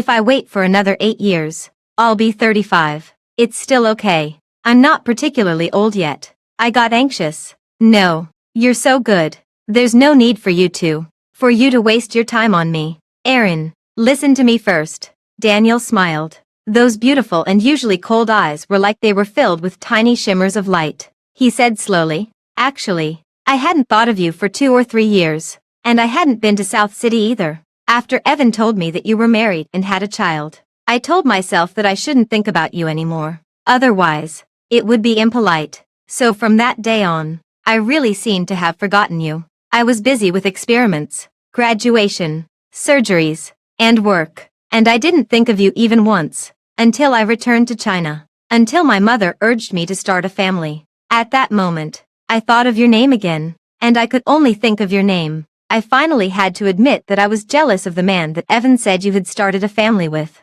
Just thinking that he could make you breakfast every morning, pick you up from work every night, and then hold your hand and go for a walk. I was almost driven crazy by jealousy. So Aaron, whether it's getting involved this time or waiting for another 8 or 18 years, I'm just afraid and can't imagine that if there's even the slightest possibility of spending the rest of my life with you. But I miss it. How regretful my whole life would be. Carlin recovered well after the surgery. She could be discharged from the hospital 2 weeks after leaving the intensive care unit. However, she still needs to come to the hospital for regular re-examinations within the next 3 years. I decided to rent a house in City first. This would make it convenient for me to cook and make soup to help Carlin recover her health. And it would also be convenient for Carlin's future re-examinations. There was another reason. After my supervisor learned that I was in City A, she wrote a letter of recommendation for me and asked me to try applying to the technology company of her friend. After thinking for a moment, I made my decision. After all, Carlin needed to start considering going to school, and I wanted to earn more money to give her a stable life. After transferring my online store, I started looking for a house. When Dr. Mark found out, he was very enthusiastic and introduced me to an apartment that his friend was renting out. The house was well decorated. The environment of the community was very good, and its location was just very close to both the hospital and the technology company. There was also a very good private kindergarten nearby. After looking at the house, I directly paid half a year's rent, which also cost half of the money I got from transferring the online store. And this was the case when Dr. Mark's friend set the rent at a friendly price that was much lower than the market price. Actually, it wasn't that I couldn't find a low-rent house or a shared apartment. My sister and I had a tough time when we were young, and I didn't want Carlin to live that kind of life anymore. Jason started his winter vacation a few days ago. I guess this little kid has too little winter vacation homework, because he actually started worrying about adult matters. And Aaron, my uncle really isn't a good person. He looked worried. I just found out yesterday that it was my uncle who taught my stepmother to give my dad the sterilization drug. Now my stepmother has been locked up in a mental hospital by him, and there's nothing any of us in the family can do about it. And Aaron, you should remarry with Carlin quickly. Otherwise, a ruthless person like him might do something to you in the future. As he spoke, he pointed at Daniel, who was doing the rounds. I think Mr. Daniel is really nice. He's a good person, and the way he looks at you is definitely. I quickly covered his mouth, but obviously, it was too late. Daniel heard it. He paused and gave me a meaningful look. After Daniel left, Jason seemed to be deep in thought. No wonder recently, every time Mr. Daniel shows up. And Aaron, you're especially busy, either typing on the computer or cutting fruit platters for us. It seems that something has already happened. Just now. Mr. Daniel looked so aggrieved. I originally thought that children didn't understand anything. But Jason was really too smart. I had to tell him, I'm going through the divorce process with your uncle. We will handle adult matters well. Don't worry. I won't let anyone hurt Carlin. Jason nodded obediently. I understand. Carlin, who had been lying by the window, suddenly turned around and said happily, Mommy, brother, look, is it snowing? Carlin just celebrated her birthday yesterday. She was 4 years old. Finally, she could go to school and play like ordinary children. Daniel, Dr. Mark, Dr. Kathy, and the doctors and nurses on duty in the inpatient department all came to celebrate Carlin's birthday yesterday. I bought a very big cake and also ordered a silk banner and flowers to give to them. Thanks to them, Carlin was able to be reborn. Carlin wants to touch it. Carlin looked at the downstairs with longing. Brother said that snow is soft. Not yet, dear. Jason folded a paper rabbit to coax her. When you're discharged from the hospital next week, I'll take you to build a snowman. Carlin was discharged from the hospital on the little New Year's Day. The snow in City A was already deep enough to cover the ankles. Carlin was born in the South and had never seen snow before, so she was so happy that she ran around. Jason played with her downstairs for a long time before they went upstairs. I made dumplings. I specially made each one very small and shaped them like rabbits. Carlin happily ate them one by one. At 9 o'clock in the evening, the driver of the Hilbert family came to pick Jason up. Carlin, who was exhausted after playing all day, fell asleep without listening to the bedtime story. I took a breath and was just about to take a shower when my phone and the doorbell rang at the same time. As soon as I opened the door, Evan stood outside looking tired. "Erin, I'm sorry. I've been too busy recently and didn't have time to pick you up." I closed the door behind me and stood in the corridor at the door with Evan, facing each other in silence. "If you still don't plan to agree to the divorce, we'll have to go to court as scheduled after the New Year's Day." Evan sighed. "Erin, is there really nothing else we can talk about? Actually, I don't understand why things have become like this now either." A year ago, Evan and I were still good friends. At that time, only Evan and I from our high school class were admitted to South City, and we were even in the same school and major, so we gradually got in touch with each other. At first, he came to ask me some things about being a freshman. Later, he asked me about professional courses or asked me to do him some small favors. But it wasn't frequent and couldn't be considered disturbing. He always appeared at the right time and with great propriety. We were both very busy during our 4 years in college. It wasn't until we were about to graduate that we had our first meal together. Because I heard that he was going back to City A, I wanted to thank him for introducing many part-time jobs to me during college.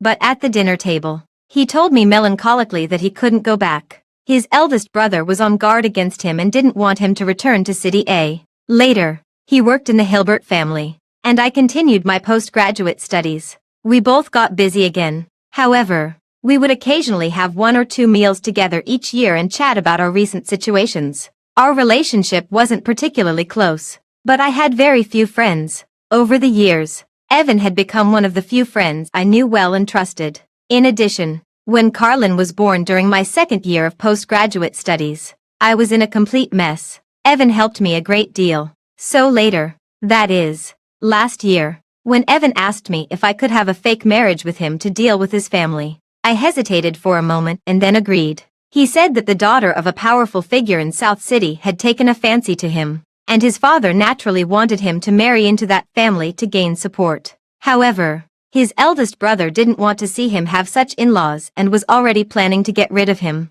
Evan said that it would only take half a year, just enough to make his eldest brother believe that he had no ambition and to make his father give up the idea of the arranged marriage. Unexpectedly, not long after we got the marriage certificate, I found the campus card that I had lost in high school at Evan's place. Evan's words and deeds had never shown any signs. I simply couldn't have imagined that Evan liked me. Otherwise, I wouldn't have agreed to the fake marriage with him. I could only start avoiding him, except for repaying the money. I didn't contact Evan again. Evan seemed very gentlemanly. He didn't pester me and just said dejectedly that he was sorry for scaring me. He even took the initiative to propose ending the marriage agreement in advance. That day happened to be the day Carlin was discharged from the hospital. Evan said he would come to visit Carlin, and then he would go to get the divorce certificate after she was discharged. However, just halfway through Carlin's examination before being discharged from the hospital, my online store was suddenly reported for illegal operation and I had to deal with it immediately.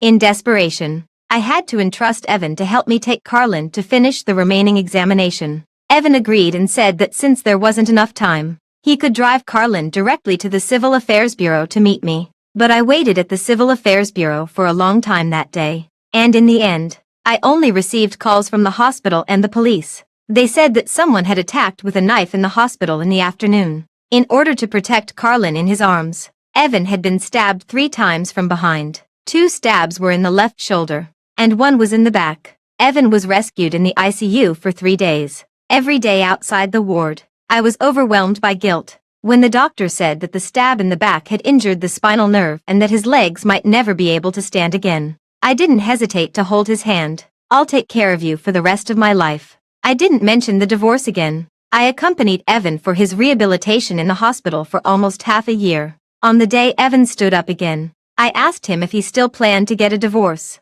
Evan asked me nervously if I didn't want him anymore. "I'm just afraid you'll regret it," I said.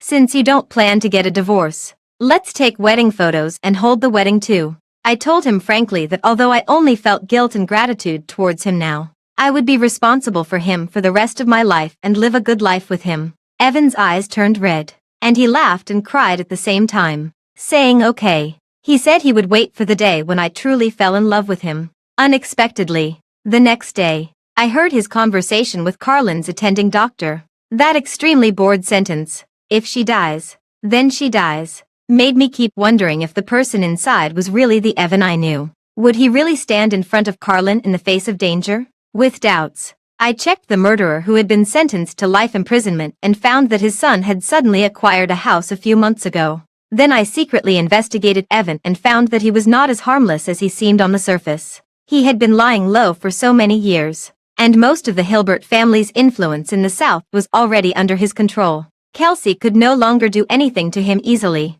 During the few months when he was rehabilitating in the hospital, he seemed depressed on the surface. Secretly, while Kelsey relaxed his vigilance towards him, he set up a trap for him in advance and later gave him a fatal blow at the old man of the Hilbert family's birthday banquet. When I put the evidence in front of Evan, he acquiesced, but he didn't agree to the divorce. "Aaron, it's so cold these days with the snow. My shoulder also hurts a lot, and I can't fall asleep every night." Evan's voice was very low, and he sounded extremely pitiful. If I had heard this sentence half a year ago, I would definitely have been responsible for him to the end and fulfilled his every request. But now, didn't you think about getting injured or even losing your life before you arranged this act of pretending to be the victim? Evan's eyes darkened. "Aaron, I'm really not a good person. I grew up in the Hilbert family. If I really had no scheming, I would have been eaten alive by my dozen or so siblings long ago. But I just want to keep you by my side. I never meant to hurt you."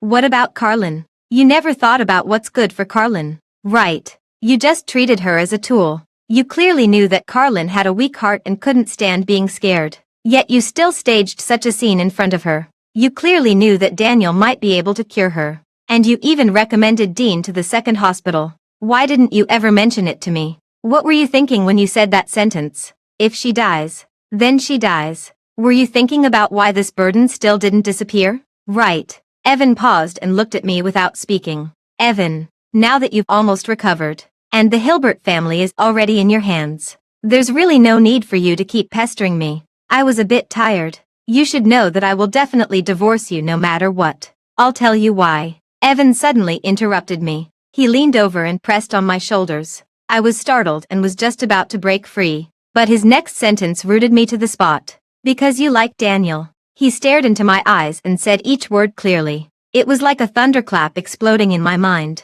"You like Daniel very much." Evan continued recklessly. "You've liked him for 10 years. So much that you were cautious. You sat at the same desk with him for so long but didn't even dare to look at him openly. You liked him so much that you would rather reject him than let him be with you and ruin his future. You liked him so much that you've paid attention to the weather in Germany every day for all these years. Yet you never dared to ask me a single word about him. The reason you easily agreed to the fake marriage with me in the first place was that you knew you wouldn't fall in love with anyone else again. So it didn't matter who you got the marriage certificate with." "Right." The corners of Evan's eyes were flushed red, and his hand pinching my shoulder involuntarily tightened. "Let go of me." I struggled in pain, but it was useless. He seemed to be completely immersed in his own emotions. "You're both in the situation and can't see clearly. You're afraid to guess each other's feelings. But I was sitting behind you at that time. How could I not see clearly? Daniel knows that I lied to him. Right.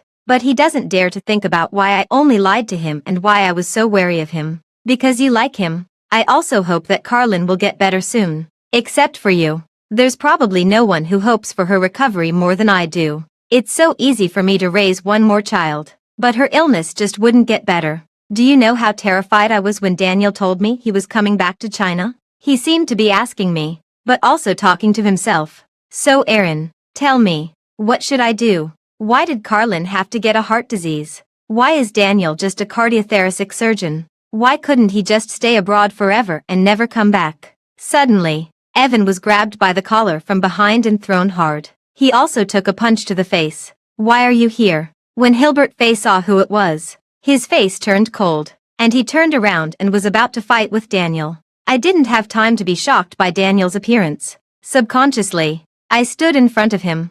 Daniel's hands were meant to save lives. If he got injured and couldn't hold a scalpel anymore, there would be countless patients like Carlin who would lose their hope of treatment. Evan stared at me in a daze. After a long time, he laughed at himself. "Look, Aaron, how could I have dared to let you come to City A, and how could I have dared to let you meet him? You've only been reunited with him for less than a month, and I've already been completely defeated. Why are you here?" Daniel seemed to have run all the way back from the hospital. When he first appeared, he hadn't caught his breath yet. There was still sweat on his forehead despite the cold weather. He took 2 deep breaths and pointed to the door at the other end of the corridor. "This is my home." I didn't really believe it could be such a coincidence. It wasn't until Daniel opened the door opposite with his fingerprint in front of me. There were only 2 households on each floor of this building. I looked at the sofa inside the door, which was exactly the same as the one in the house I rented, and fell silent. No wonder. When I was looking at the house, I thought it was so strange that the curtains, carpets, and home decorations were all in the colors I liked. And the other bedroom was even a fully equipped children's room. Daniel rubbed his nose. "Do you believe me if I say this is a coincidence? I did buy these 2 apartments together. I thought that since the houses were empty anyway, I might as well rent them out to earn some rent. I didn't expect to rent one to you just like that. It's really quite a coincidence. I don't know why, but my chest felt stuffy, and my eyes were also a bit swollen. In fact, what Evan said just now wasn't entirely correct. I did like Daniel. The rain when I was 16 had stayed in my heart for a very long time. But after graduation, except for when I first arrived in South City, I would occasionally be in a daze, think of everything related to Daniel, and couldn't help but watch videos of Chinese students studying in Germany. Later, especially half a year later, I gradually thought of Daniel less and less, because I didn't have time to be in a daze, and also because I knew better than anyone that we weren't from the same world. My dream had already woken up a long time ago. 8 years had passed, and when I thought of Daniel's name again, there was basically only a little bit of regret left in my heart, like the ripples on the surface of a lake blown by the wind. Even later, when I met Daniel in the hospital and saw that he had become an excellent and respected doctor, that insignificant regret disappeared. Clearly, I had really let go. Clearly, I was almost about to forget Daniel completely. But unexpectedly, today, 8 years later, Daniel was walking towards me again and again. Really, Daniel was afraid I wouldn't believe him. "I'm doing an investment recently and need cash flow. I specifically asked Lao Zhao to help me rent out the houses." He lowered his eyes. "If you don't want to see me, I can also move to another place." I suddenly felt that Daniel was like the stray cat that liked me very much that I met during my college years. It would always squat on the way back to school with a piece of food or a flower in its mouth. When it saw me leave, it wouldn't meow or pester me. It would just follow me politely about a meter away, not too close and not too far, all the way to my dormitory, and then turn around and run away. I sighed in my heart.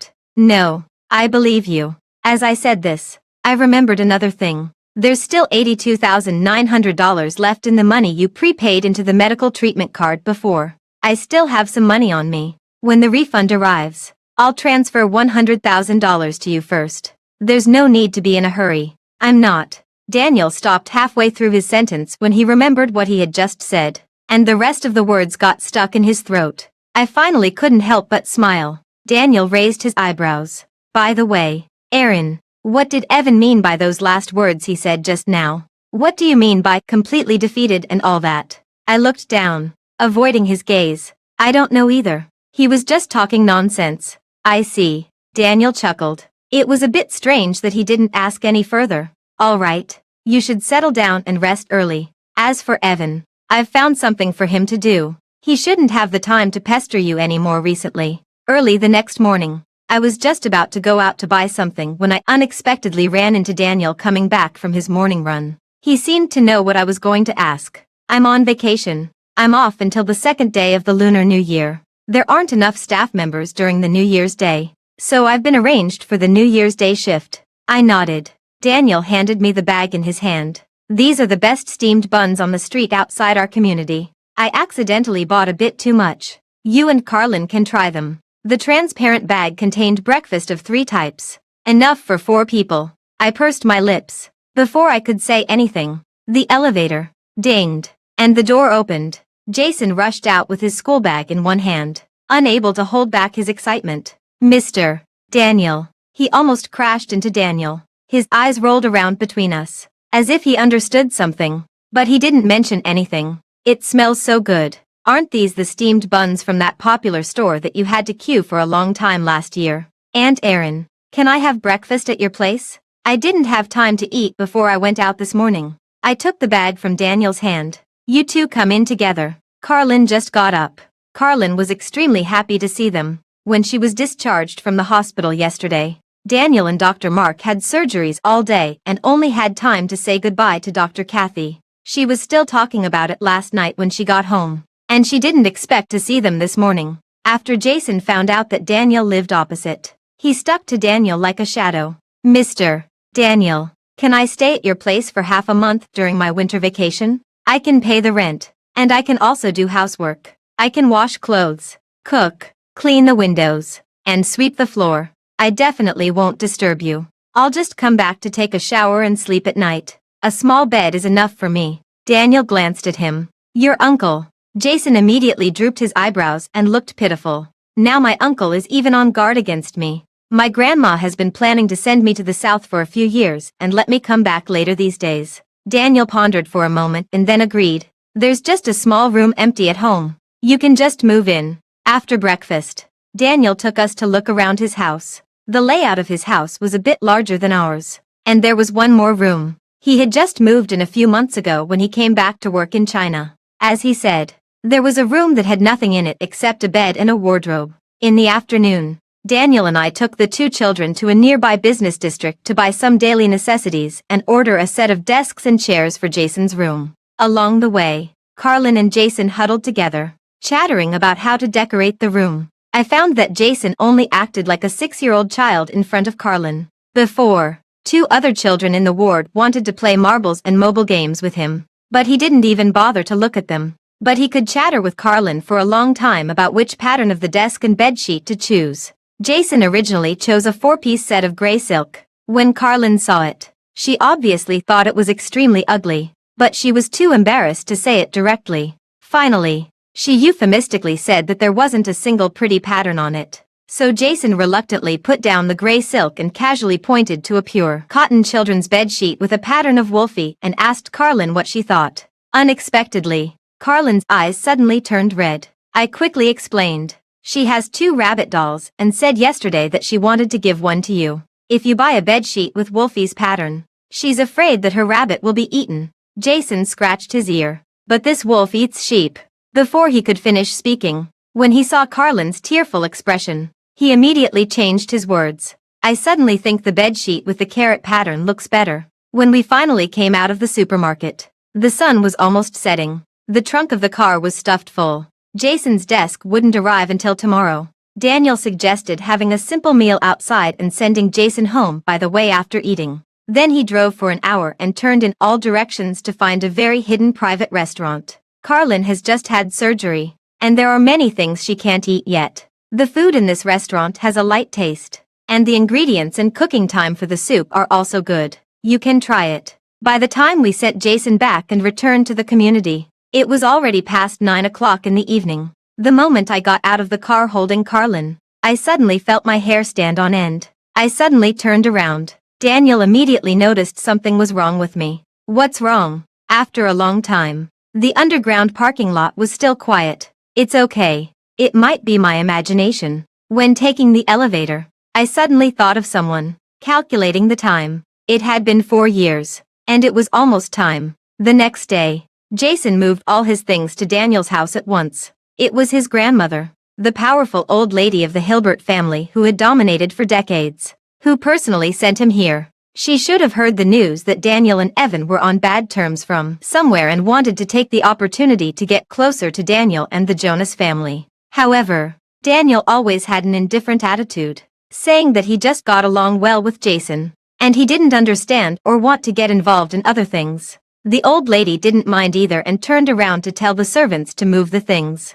Just then, the customized furniture from yesterday arrived, and it wasn't until the afternoon that Daniel's house finally quieted down. Jason and Carlin were watching cartoons in the living room. They were watching Pleasant Goat and Big Big Wolf. After Jason played an episode for Carlin, she immediately became obsessed with it and refused to leave in front of the TV. In the afternoon, considering Carlin's eyesight, I could only turn off the TV under her reluctant gaze. Fortunately, Jason brought a box of modeling clay and made handicrafts with her, diverting her attention. I sat at the dining table next to them, watching them play while typing on the computer. Carlin's body needed at least half a year to recuperate, and she could just start school in September. The boss of the technology company was very nice. After hearing about my situation during the interview, he allowed me to work from home for the next few months and communicate online if there were any matters. At 4 o'clock in the afternoon, just as I finished typing the last string of code and was about to go out to buy groceries,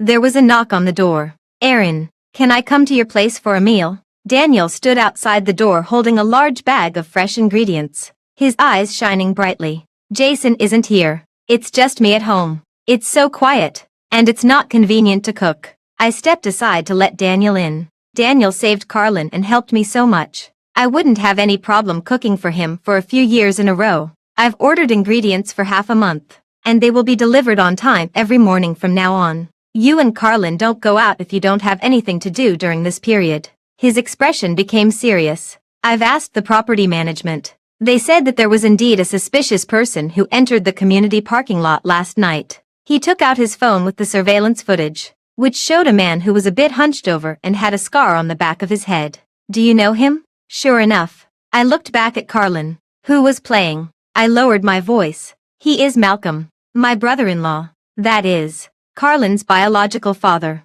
He has just been released from prison recently." Daniel was taken aback for a moment and asked, "Do we need to call the police?" "It's okay for now. I'll be careful. Then let me know when you go out recently, and I'll drive you there." Daniel said he came to have a meal, but after coming in, he went straight to the kitchen. "Some ingredients are more difficult to handle. Let me do it. You help me wash the tomatoes." The ingredients Daniel brought looked very expensive, and there were even a few that I had never seen before. It seemed that studying abroad really exercised people. In high school, Daniel couldn't even tell the difference between rice and glutinous rice. Now he was proficient in knife skills, calm in his actions, and cutting vegetables was like an art. When I handed the washed tomatoes to Daniel, our hands touched. His hands had well-defined knuckles and were very beautiful, and my hands looked even rougher compared to his. I subconsciously wanted to quickly pull my hand back. Daniel was faster and held my hand. Heat rushed to my face at once,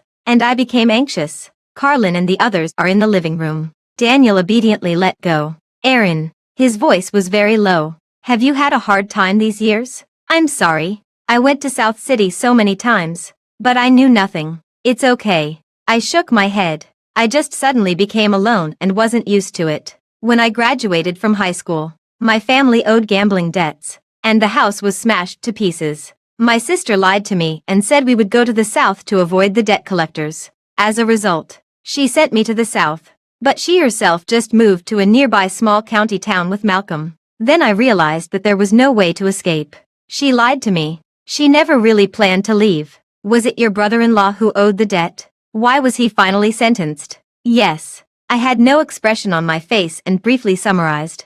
"The debt collectors came to the door and pushed my sister, causing her to have massive bleeding and die during childbirth. He went to seek revenge with a knife and injured 3 people. Daniel was silent for a moment. "Did he appear this time to get back the custody of Carlin?" "I think so, but I won't give Carlin to him. Before my sister passed away, she said that from then on, Carlin and I would have nothing to do with him." Later, until the Chinese New Year's Eve, Daniel would come to have a meal every day. During the time between lunch and dinner, Daniel would either stay in the living room to play with the 2 children or sit opposite me and read documents and look up information. On the 27th day of the 12th lunar month, Daniel and I took Carlin and Jason to the market and bought a lot of New Year's goods. Carlin was in charge of directing the 3 of us to work. There were several bags full of window grills and hanging decorations. She said where to paste them, and we would paste them there. After pasting this house, there was still Daniel's house.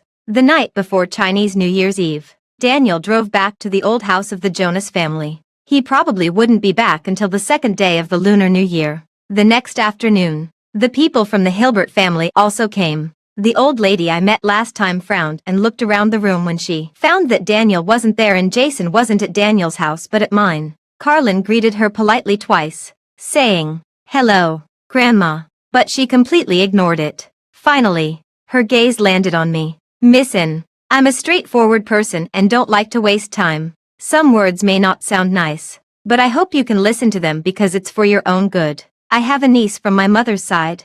She is about the same age as Daniel. She is beautiful and a top graduate in law from an Ivy League university. She is a perfect match for Daniel. I can see that there is some connection between Daniel and you. But as elders, even if we have to be the bad guys, we must plan for the future of the younger generation. You need to know that in a family like ours, we attach great importance to family traditions, and there can't be any scandals. Leaving aside your family background, just the fact that you have a burden with you, of course. You don't need to explain to me about being young and ignorant. I've seen many women like you. You're thinking too much." I interrupted her. "No one intends to explain these things to you. I originally just wanted to casually deal with this inexplicable old lady. But she went too far and said such things in front of a child. First of all, my daughter is not a burden. She is more important than anyone else. Second, it's none of your business what happens between Daniel and me. You can't even manage your own son and daughter-in-law well.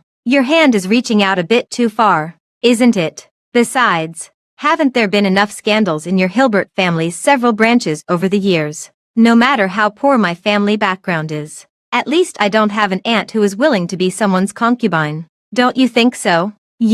The old lady was furious. Probably no one had ever dared to talk to her like this before. She covered her chest with one hand and pointed at me with the other. "Do you have no manners at all? Is this how you talk to your elders?" Jason, who hadn't said a word, suddenly spoke up. "Grandma, Daniel uncle already knows all about your concern for him." He showed the phone screen, which showed that the call was in progress. "Daniel uncle will surely thank you personally." Jason smiled politely, but the words he said made the old lady's face turn pale. "You ungrateful thing. Have you forgotten your surname is Hilbert? No wonder Kelsey and I have never liked you for no reason. I can also not have the surname Hilbert." Jason said indifferently. "What about the surname of you? It sounds quite nice." I saw that the old lady was so angry that her hands were shaking.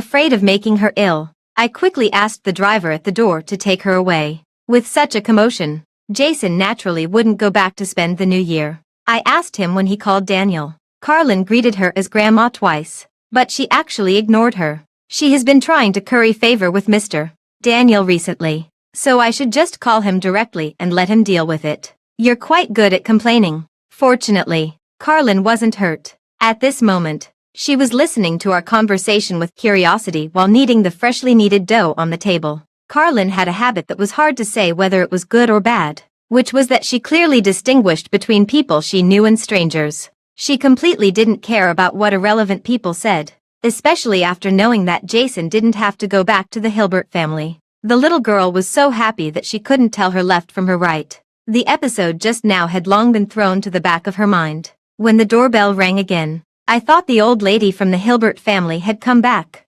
Jason and I looked at each other. Half a second later, he quickly dialed Daniel's phone number. Unexpectedly, the ringtone came from the door. As soon as I opened the door, Daniel stood outside the door, covered in snow. Carlin and I had never spent such a lively Chinese New Year's Eve. The two children took a bath early, put on new red clothes, and each had two small buns on their heads. They were as cute as the dolls in New Year paintings. Before Jason could pull off the buns with a scowling face, I took pictures of them with my phone for half an hour. The New Year's Eve dinner was cooked by Daniel and me, together with the dumplings. There were exactly 8 dishes. Unexpectedly, as soon as I came out of the kitchen, the number of buns on Carlin's head had split from 2 to more than a dozen. They were all sticking up like skyrockets. She was dancing around happily, and Jason was almost laughing his head off. He recorded a video of Carlin and then touched her head with satisfaction. "I'll show it to you when you grow up." We spent a long time on this New Year's Eve dinner. We had just finished cleaning up and sat down when the New Year's Day gala started. Jason somehow found a set of Chinese checkers, and it was just right for the 4 of us to play. After Carlin learned how to play, she couldn't wait to roll the dice every time, and she had extremely good luck. During the whole night, Daniel and Jason's chess pieces were sent back to the base by her 9 times and 7 times respectively. When the night became quiet, it was already 11 o'clock in the evening. Carlin said she wanted to stay up until midnight, but she had already fallen asleep on the sofa. After carrying her back to the room, I urged Daniel to go back to the old house of the Jonas family for the 3rd time. Daniel smiled helplessly. I really discussed it with my parents. We spent the new year at the old house at noon, and I want to come back here at night. When Jason called me, I was already on my way here by car. I didn't come here temporarily. If you really want to drive me back, then you have to talk to my mother in person. Coincidentally, she hasn't met you yet. He brought up the video call with his mother and pretended to make the call.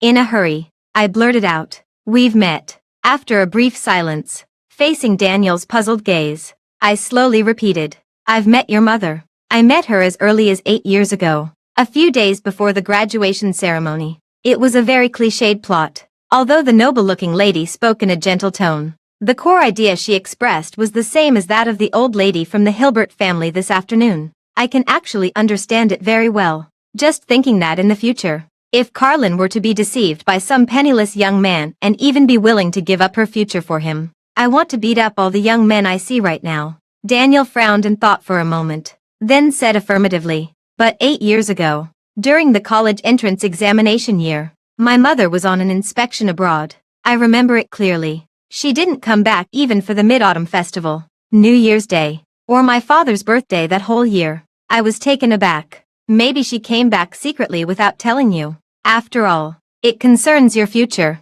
She was afraid that if I agreed to you, you would really give up studying abroad." Wait a moment. I never mentioned it to my mother. Halfway through his words, he suddenly realized something. "Evan." He laughed out of anger. From start to finish, only he knew that I was going to confess my feelings to you, and only he knew that the family had originally arranged for me to study abroad. Afraid that I wouldn't believe him, he directly made the video call he had just mentioned. Both the person on the other end and I were stunned. However, his mother quickly reacted, smiled, and asked me if I was Daniel's deskmate in the 3rd year of high school. She also warmly invited me to have a meal at her home. Her voice was very gentle, and the elegance and nobility she exuded were something that Daniel's mother, who looked somewhat similar 8 years ago, couldn't fake no matter how gorgeous her clothes were. I also didn't expect that Evan had such deep thoughts so early on. After figuring out what had happened, besides anger, there was a hint of hurt in Daniel's eyes. The best brother he thought he had, it turned out, had started to betray him so early. I didn't know how to comfort him either. After all, I was also friends with Evan before. After a while, he asked me, "If this hadn't happened, would you have rejected me?" I thought about it. Yes. Why? Daniel was much taller than me. When he looked down at me with his eyelids lowered, the light hit his eyelashes, making him look a bit stubborn and a bit aggrieved. "Obviously you like me too." I hesitated for a moment. Who said that?" Daniel opened the call log. "That day, I accidentally overheard your conversation with Evan. So it was Daniel who made that call. At that time, when I saw the unfamiliar number, I wanted to hang up, but the doorbell rang at the same time. In my haste, I accidentally pressed the answer button, just thinking that Daniel had heard those words. I just wanted to find a crack in the ground to crawl into." Daniel simply raised his hand and once again blocked my way out. "Can you tell me about it?" His voice was gentle, completely different from his action. "Is it because of the family debt? Or because of your brother-in-law? Or was it the words I said at that time that put pressure on you? If it's because of my family, don't worry. My parents are very easy to get along with." After a long time, I finally slowly spoke. "It's because of the fear of losing, and those factors such as poverty, being in different places, the gap between us, debt, family, etc. Each of them was a reason. They were like holes at the bottom of a wooden boat. And one day when the small boat capsizes and sinks into the sea, my life would probably be completely changed and I could never go back to the way it was before." Daniel, do you know who the most deeply in love people I've ever seen are? You probably can't imagine. It was my sister and brother-in-law in the past. My sister was the eldest child in the family, exactly 12 years older than me. She was born with hypoplasia, and one of her calves was only half the length. Her biological parents kept exploiting her but never took her to the hospital. Until she met Malcolm when she was 17. He used to be a small-time gangster on the streets. After falling in love with my sister at first sight, he stopped living an idle life. He went to the factory to carry goods for others. After doing it for half a year, he bought my sister her first prosthetic leg. He got up very early every day, cooked 3 meals for my sister and kept them warm in the pot, and then went out to work. He carried cement weighing over 100 caddies, making thousands of trips every day. He earned $6,000 or $7,000 a month and gave every penny to my sister. He didn't come back until 10 o'clock every night. After buying vegetables on the way, he would definitely buy a box of fresh milk for my sister. And my sister would wait for him outside the house while doing handicrafts. When he came back, he would heat the milk for my sister, wash her feet, and dry her hair. And my sister would give him a back rub and massage his shoulders. From the time I was 6 years old to 16 years old, it was like this day after day for 10 years. At that time, I didn't have someone I liked yet. But the best love I could imagine in the world was just like that. 10 years later, Malcolm had a lot of illnesses from carrying goods and was fired by the boss. So he discussed with my sister about using the $500,000 they had saved in these 10 years to start a business. But unexpectedly, he trusted the wrong person, and all the $500,000 was cheated away. After knowing that it couldn't be recovered, he collapsed all of a sudden. The money that wasn't even enough for some people to buy a watch could change the life of an ordinary person. He didn't want to go out anymore, and he didn't even want to talk. He slept from morning till night at home every day. If my sister and I said one more word to him, he would start getting angry and shouting. My sister didn't say anything. She started buying breakfast to support the family and waited for him to cheer up. And she waited for 8 years. In the 3rd year during that period, he finally went out of the house. But he went to the casino. Those people came to the house to make trouble again and again, smashing the house to pieces. Sometimes he would also feel remorseful and kneel in front of my sister and slap himself in the face. But he would still make the same mistake again and again. For a full 8 years, my sister had been waiting for him to turn back. But in the end, she didn't wait until the day she died. I don't know if they regretted it in their hearts during these years. But if it were me, I would rather not have met the other person in the first place. If I have to lose in the end, then I would rather have never started. Suddenly, fireworks bloomed outside the floor-to-ceiling windows, and people downstairs shouted, "Happy New Year!" in unison. It was midnight. The new year had arrived. Suddenly, Daniel's thumb gently stroked the corner of my eye.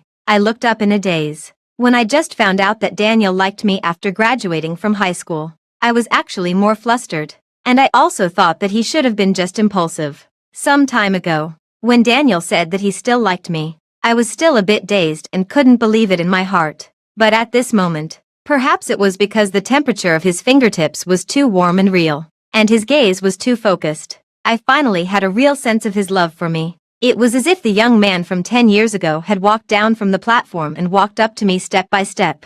"Aaron, it's my fault. I didn't give you a sense of security. I only thought about my own feelings and never considered your concerns." He looked down at me, and his voice was like the wind blowing across the surface of a lake. "It doesn't matter. Aaron, let's take it slow. As long as you don't dislike me, that's enough." On the 6th day of the first lunar month, Daniel drove Carlin and me to attend Dr. Kathy's wedding. The groom was Dr. Kathy's stepbrother. The two of them had always been in love, but they had gone through many hardships and finally got together.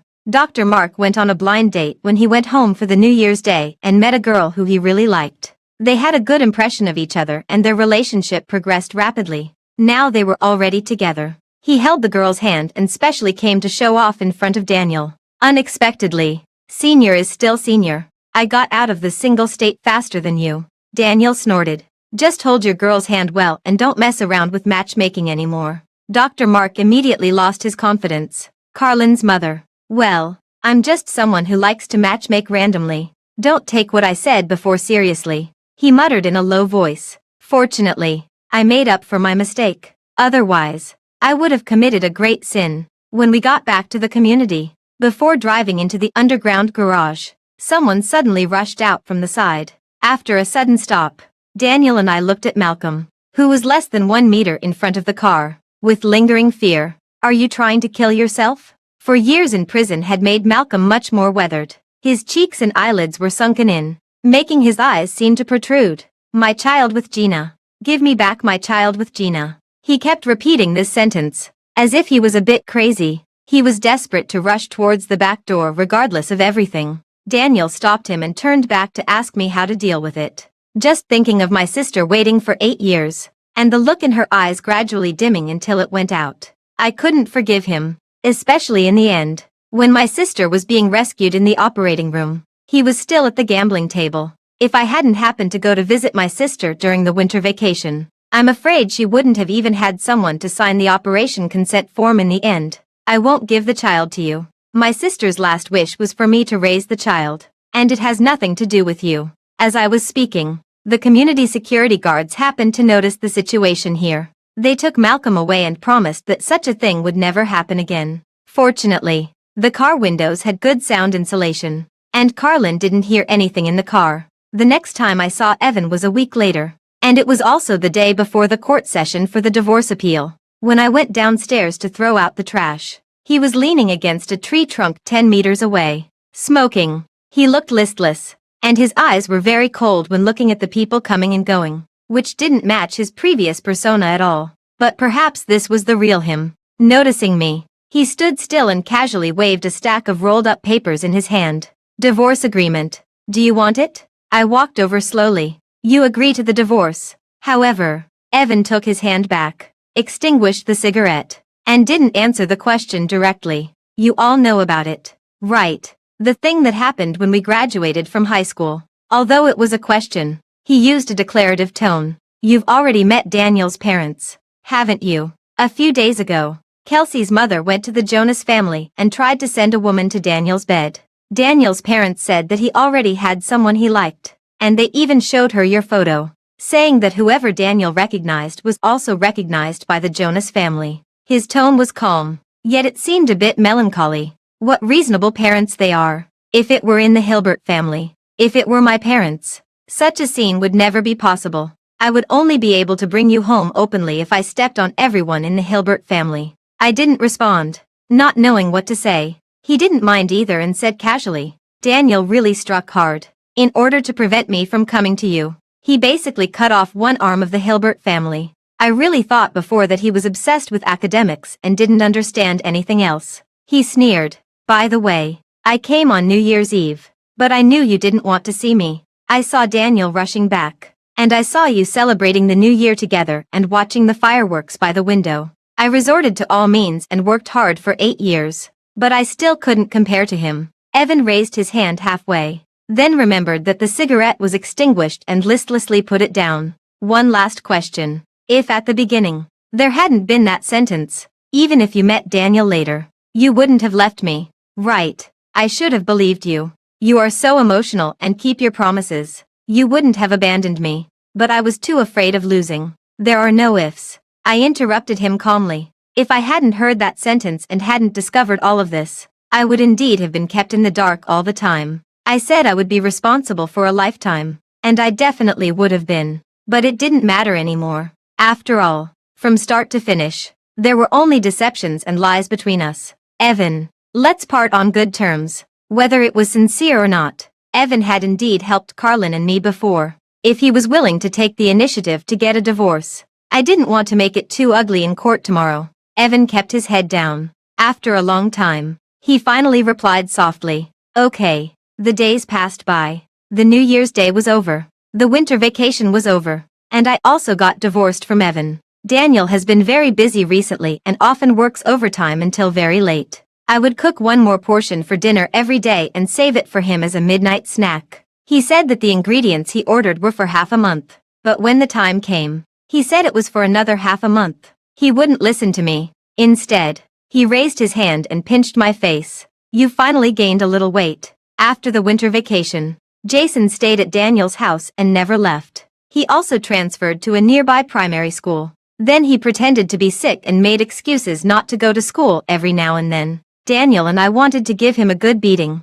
He wailed, what's there to learn about 1 + 1? It's better to stay at home and play with Carlin. Daniel and I turned a deaf ear and just gave him a good beating. After that, we escorted him to school. When going to bed at night, Carlin suddenly said to me, Mom, You should marry Uncle Daniel. Why? I was surprised and didn't expect her to bring this up.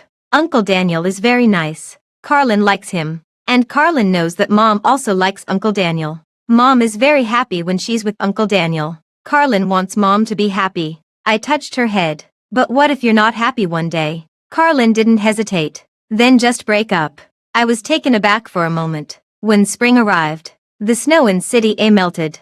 Daniel doesn't need to work overtime recently and promised Carlin to take her to fly a kite on the weekend. So Carlin and Jason started getting busy a few days ago. Because they wanted to make the kite themselves. They spent several days on it. And finally made a butterfly kite that looked like a moth. Carlin originally liked it. But after it flew into the sky, she thought it looked more and more like a moth. Especially when compared with other kites. In the end, Daniel took Jason to buy a kite. And Carlin and I stayed on the lawn to bask in the sun and wait for them. However, we waited in the same place for a long time. They still didn't come back. I called Daniel. And the cold mechanical voice prompted that his phone was turned off. I became more and more flustered. As if something had happened. The next moment, Jason's call came in just in time. As soon as I answered the call, Jason burst into tears. Aunt Erin, we wanted to go home to get a piece of clothing first before going to buy the kite. But just as we reached the street in front of the community, a man with a scar on his head stopped our car. When Mr. Daniel got out of the car and argued with him, he was hit by a runaway car. Woohoo! There was so much blood. Aunt Erin, please come quickly. Mr. Daniel, he has already. Woohoo! I don't know how I got to the second hospital. I just felt that my mind went blank. I didn't know what I was doing. Nor did I know what I was going to do. Jason was waiting for us outside the hospital. When he saw us coming, he quickly led us to the door of an operating room. Jason's expression was serious. Aunt Erin, you need to prepare yourself mentally. Carlin's tears immediately fell. My arm felt a bit weak. Jason took Carlin from my hands, led her to a chair in the corner, and tried to soothe her. I didn't know what the two of them said, but Carlin quickly stopped crying. I stood blankly outside the operating room, barely able to think. Several scenes kept flashing before my eyes. Sometimes it was Daniel smiling and saying to me, "Wait for me to come back," 2 hours before he left. Sometimes it was Daniel gently saying on New Year's Eve, "It doesn't matter. Erin, let's take it slow." Sometimes it was Daniel's calm voice in the infusion room a few months ago. I'm 27 years old this year. If I wait for another 8 years, I'll be 35. It's still okay. I'm not particularly old yet. Finally, it was Daniel with red ears asking me in the auditorium 8 years ago, "Erin, which city do you want to go to for college? Can I go with you?" It turned out that 8 years could be so long and yet so short. After waiting for a long time, the door of the operating room finally opened. I looked at the hospital bed being wheeled out by the nurse and hesitated to step forward, until a voice filled with confusion came from my side. "Erin." I suddenly turned around. Daniel, who had just taken off his mask, changed his expression. "Why are you crying like this? What happened?" I stared blankly at him, then turned to look at Jason, who was walking over slowly with Carlin. My gaze shifted back and forth between the two of them, and my mind was still a bit confused about the situation. But Daniel quickly understood. He grabbed Jason and gave him a good beating. "I told you to call Erin to let her know I'm safe. What did you do?"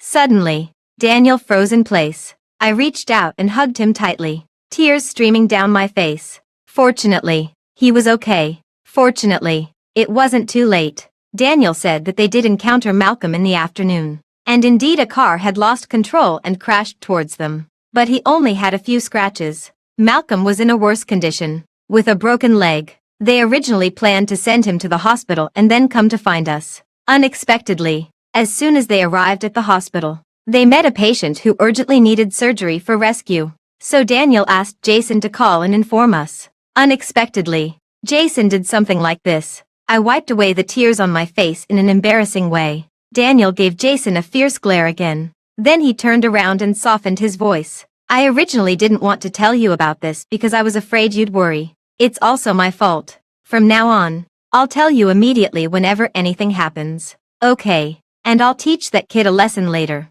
Jason pouted. "Forget it." I finally dried my tears and replied sullenly, "As long as you're okay." Daniel seemed to have something to say, but someone happened to call him from a distance. Go and wait in my office first. I'll take you guys home later. I went to Malcolm's ward alone. He had one leg in a thick cast and was lying dejectedly on the hospital bed. His hair was half white, and he had a stubbly beard. He looked like he was in his 50s or 60s even though he wasn't yet 40. I've paid your medical bills. I looked at him quietly. Also, I've found you a leisurely security job in the neighboring city. After you recover from your injury, you can go there. Don't come back here again. Carlin is having a good life now, and I will definitely not give you her custody. Or do you want her to follow a gambler and live in constant fear every day, worrying that someone will come to collect debts? No, I just wanted to see her, he stammered, his eyes turning red. I'm sorry to Gina. I'm sorry to them,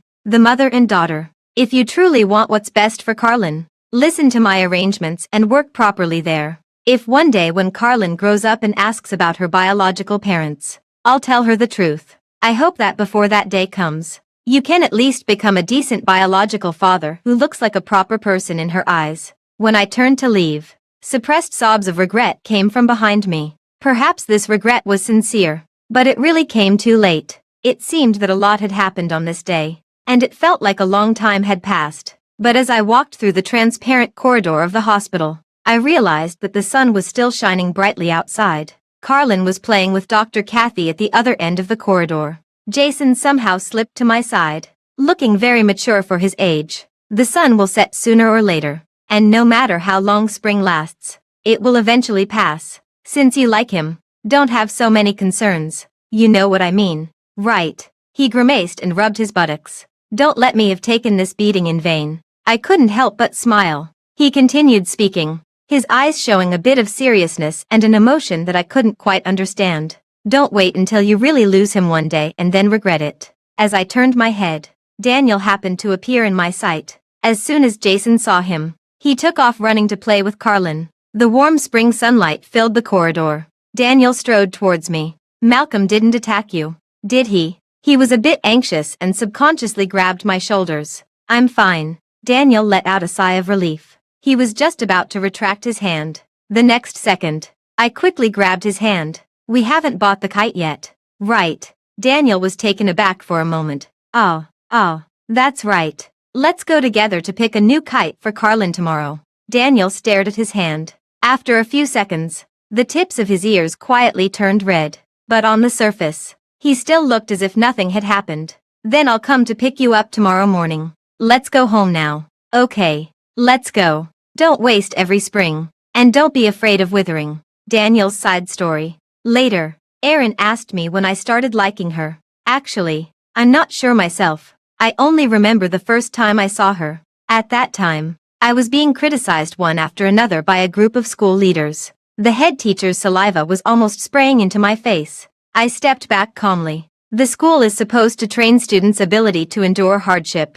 If you can't even overcome this little difficulty, what will you do when there are rains in your future life? I let his words go in one ear and out the other. I casually glanced at the area below the rostrum. Suddenly, my gaze stopped somewhere. On the edge of the playground, dozens of meters away, there was a thin figure. It was strange. The fog was a bit thick that day, and it was also drizzling. In fact, it should have been impossible to see that far clearly. But somehow, I clearly saw her appearance. Her shoulders were very thin, and her hair and eyelashes were covered with a layer of delicate and glistening water droplets, making her look fluffy. She tilted her head and looked at me, being scolded with curiosity, probably because she was too focused. It took her 2 minutes to slowly notice my gaze. Then, while pretending to look around casually, she slowly shuffled towards the teaching building. Now all the students have left. Tell me what you're going to do about it. Not all the students had left. There was still one fool, but I didn't meet her again for a long time. Based on the position where she was standing, I guessed that she should also be a freshman in senior high school. Whether I stood on the rostrum again or passed by the doors of other classes, I would subconsciously look for that figure. But it was strange. I just couldn't find her no matter how hard I tried. I searched for her for so long that I even began to suspect that what happened that day was just an illusion. Until the class division in the second semester of senior high school, I was dozing off lying on the table. She suddenly walked into my sight, even though I still didn't know her name. At that moment, it was as if we were meeting again after a long separation. as if I had regained something I had lost. I embarrassingly had red eyes in the noisy new class of more than 40 people. Aaron also asked me why I suddenly decided to return to China. I thought about it. It seemed that one day, there was a torrential rain in Berlin. I didn't have an umbrella and was soaked to the skin on the street.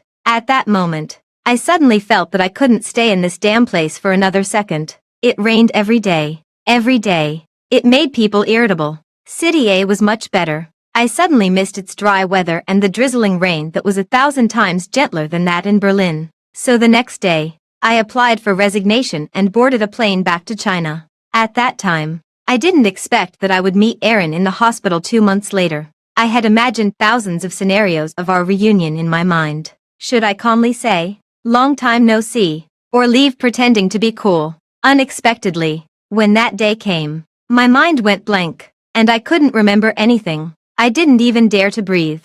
I was afraid that she would be blown away by the wind. How could she have lost so much weight? Her shoulders had become even thinner, as if one more grain of sand could crush her. She turned around holding the child, standing there helplessly, with tears in her eyes. At that time, I quickly averted my gaze and didn't even dare to look at her for a second longer. Later, when Jason scared her that day, I was really angry. Just thinking of Erin standing outside the operating room with tears streaming down her face, looking as lonely, confused, and helpless as she did on the day we reunited. I couldn't help but give Jason another beating when I got home at night. He dodged and scolded me for being a hypocrite while taking advantage. Humph. Erin and I can take our time with our relationship. I'm not in a hurry. How could he be in the right for scaring my wife like that? The brat covered his buttocks and said through gritted teeth, "Fine. With me around, you won't be able to enter Aunt Erin's house." I laughed out of anger. "You're not allowed to go next door to play with Carlin until you finish your homework this week." Evan's side story. When Daniel came to question me, there was anger and disappointment in his eyes. Before he left, he asked one last question. "How could you have become like this? Changed." But I haven't changed. I've always been like this. He probably doesn't know that the first time we met when we were 7 years old was also a result of my careful calculation. My mother didn't have much status in the Hilbert family. After she passed away, even the servants dared to bully and beat me. If I hadn't curried favor with this young master of the Jonas family and caught my father's attention a bit, I'm afraid I wouldn't even know how I would die. I've always been like this, scheming and resorting to any means. How have I changed? He should think about it. How could there be any good people growing up in a filthy place like the Hilbert family? I first noticed Erin because of Daniel. Before that, I only knew that her family sold breakfast, and many classmates would ask her to bring them some in the morning for convenience. I didn't expect Daniel to join in too. Did the chef of the Jonas family resign? He actually ate glutinous rice chicken for a whole month. He even bought 2 portions and asked me to eat it too. Finally, I asked him why he only ate this. While picking out the mushrooms, he casually said, "Because this is the most expensive." Oh, so that's how it was. After realizing what he had said, Daniel looked embarrassed and asked me to keep it a secret. While smiling and promising, I became interested in Erin. At first, I was just a bit curious about Erin. I really wanted to know what kind of girl could make Daniel so infatuated. Coincidentally, Erin sat diagonally in front of me. Every time I looked up, I could see her back. Her neck was white and slender, and her shoulders were very thin. So thin that it seemed like I could crush her shoulder blades with one hand. Few people know that I actually like small animals very much. It's not for any other reason, but because they are weak enough and pose no threat. And in Erin, I unexpectedly saw such a common trait. Harmless, fragile, and controllable. On the day I realized that I had fallen for Erin, I also discovered a terrible thing. She rarely looked around in class. But whenever Daniel was called on to answer a question, she would quickly look up at him. She probably thought that as long as she was fast enough and blended in with the crowd, no one would notice. Later, as I wished, they separated. But Erin wasn't as easy to get close to as I had imagined. She was very wary. As soon as someone got closer, she would immediately run away. It took me 4 years to become ordinary friends with her, and then another 3 years to become a good friend she trusted. At first, I wasn't in a hurry. There were no other love rivals. So it was okay to cultivate our relationship slowly. Until Carlin got sick. For more than $200,000. She was even too embarrassed to borrow much from me. She borrowed from others first and only came to me last. I realized that I couldn't keep taking things slowly like boiling a frog in warm water. So later, I tricked her into marrying me. She agreed. I thought we had a long time ahead, and we could always develop feelings over time. Unexpectedly, she discovered that I liked her. Suddenly, everything went back to square one. During the period when Erin refused to see me, I realized how deep my obsession with her had become. Since I was a child, I had nothing. Whenever I liked something, I had to fight and grab it myself. I was never a noble and upright person. As long as I could achieve my goal in the end, what did it matter if I took some risks and used some means? You see, at least Erin didn't leave me again. And she even said she would be with me for a lifetime. Right. I was really happy that day. Until Daniel told me at night. He was back in China. I went to great lengths to get her. And because of my scheming, I was afraid of losing her. It seemed that I could never hold my head up in front of Daniel. And I even started to hate hearing Daniel's name. Especially when Carlin's attending doctor told me the next day that an expert named Daniel had returned to City A. And that Carlin's condition was very bad. And perhaps only he could give it a try. My disgust reached its peak. If she dies, then she dies. At least she won't keep thinking about it. My marriage with Erin lasted for 229 days. Starting from the 230th day, I watched helplessly as she tried every means to leave me. 77 days later, she left me as she wished. Actually, there was still a chance. And I originally planned it that way. For example, I could first use the divorce to stabilize her, and then take her abroad and lock her up so that she couldn't leave. But that day, she said to me with a tired face, "Evan, let's part on good terms." During the previous 77 days, whenever she saw me, she was cold, resistant, and angry. She would casually glance at me and then look away. So I agreed. Okay. When I was 40 years old, Jason returned to the Hilbert family. I was the one who called him back. At that time, Carlin had just been admitted to university, and the two of them finally got together openly. The other people in the Hilbert family, including his grandmother and my biological father, had already been locked up in a mental hospital by me. Over the years, there were only Jason and me left in the Hilbert family. So I said to him that I was going to settle abroad and wanted to hand over the Hilbert family to him. He was taken aback for a moment and said he wasn't interested. He did have the capital to be arrogant. Now everyone knew that there were two Hilbert families in City A. Take it as the betrothal gift for Erin's family. You surely won't think it's too much, right? He still didn't accept it. He waved his hand and left. Well, anyway, there were only Jason and me in the Hilbert family. After I died, all the inheritance would be his. The end.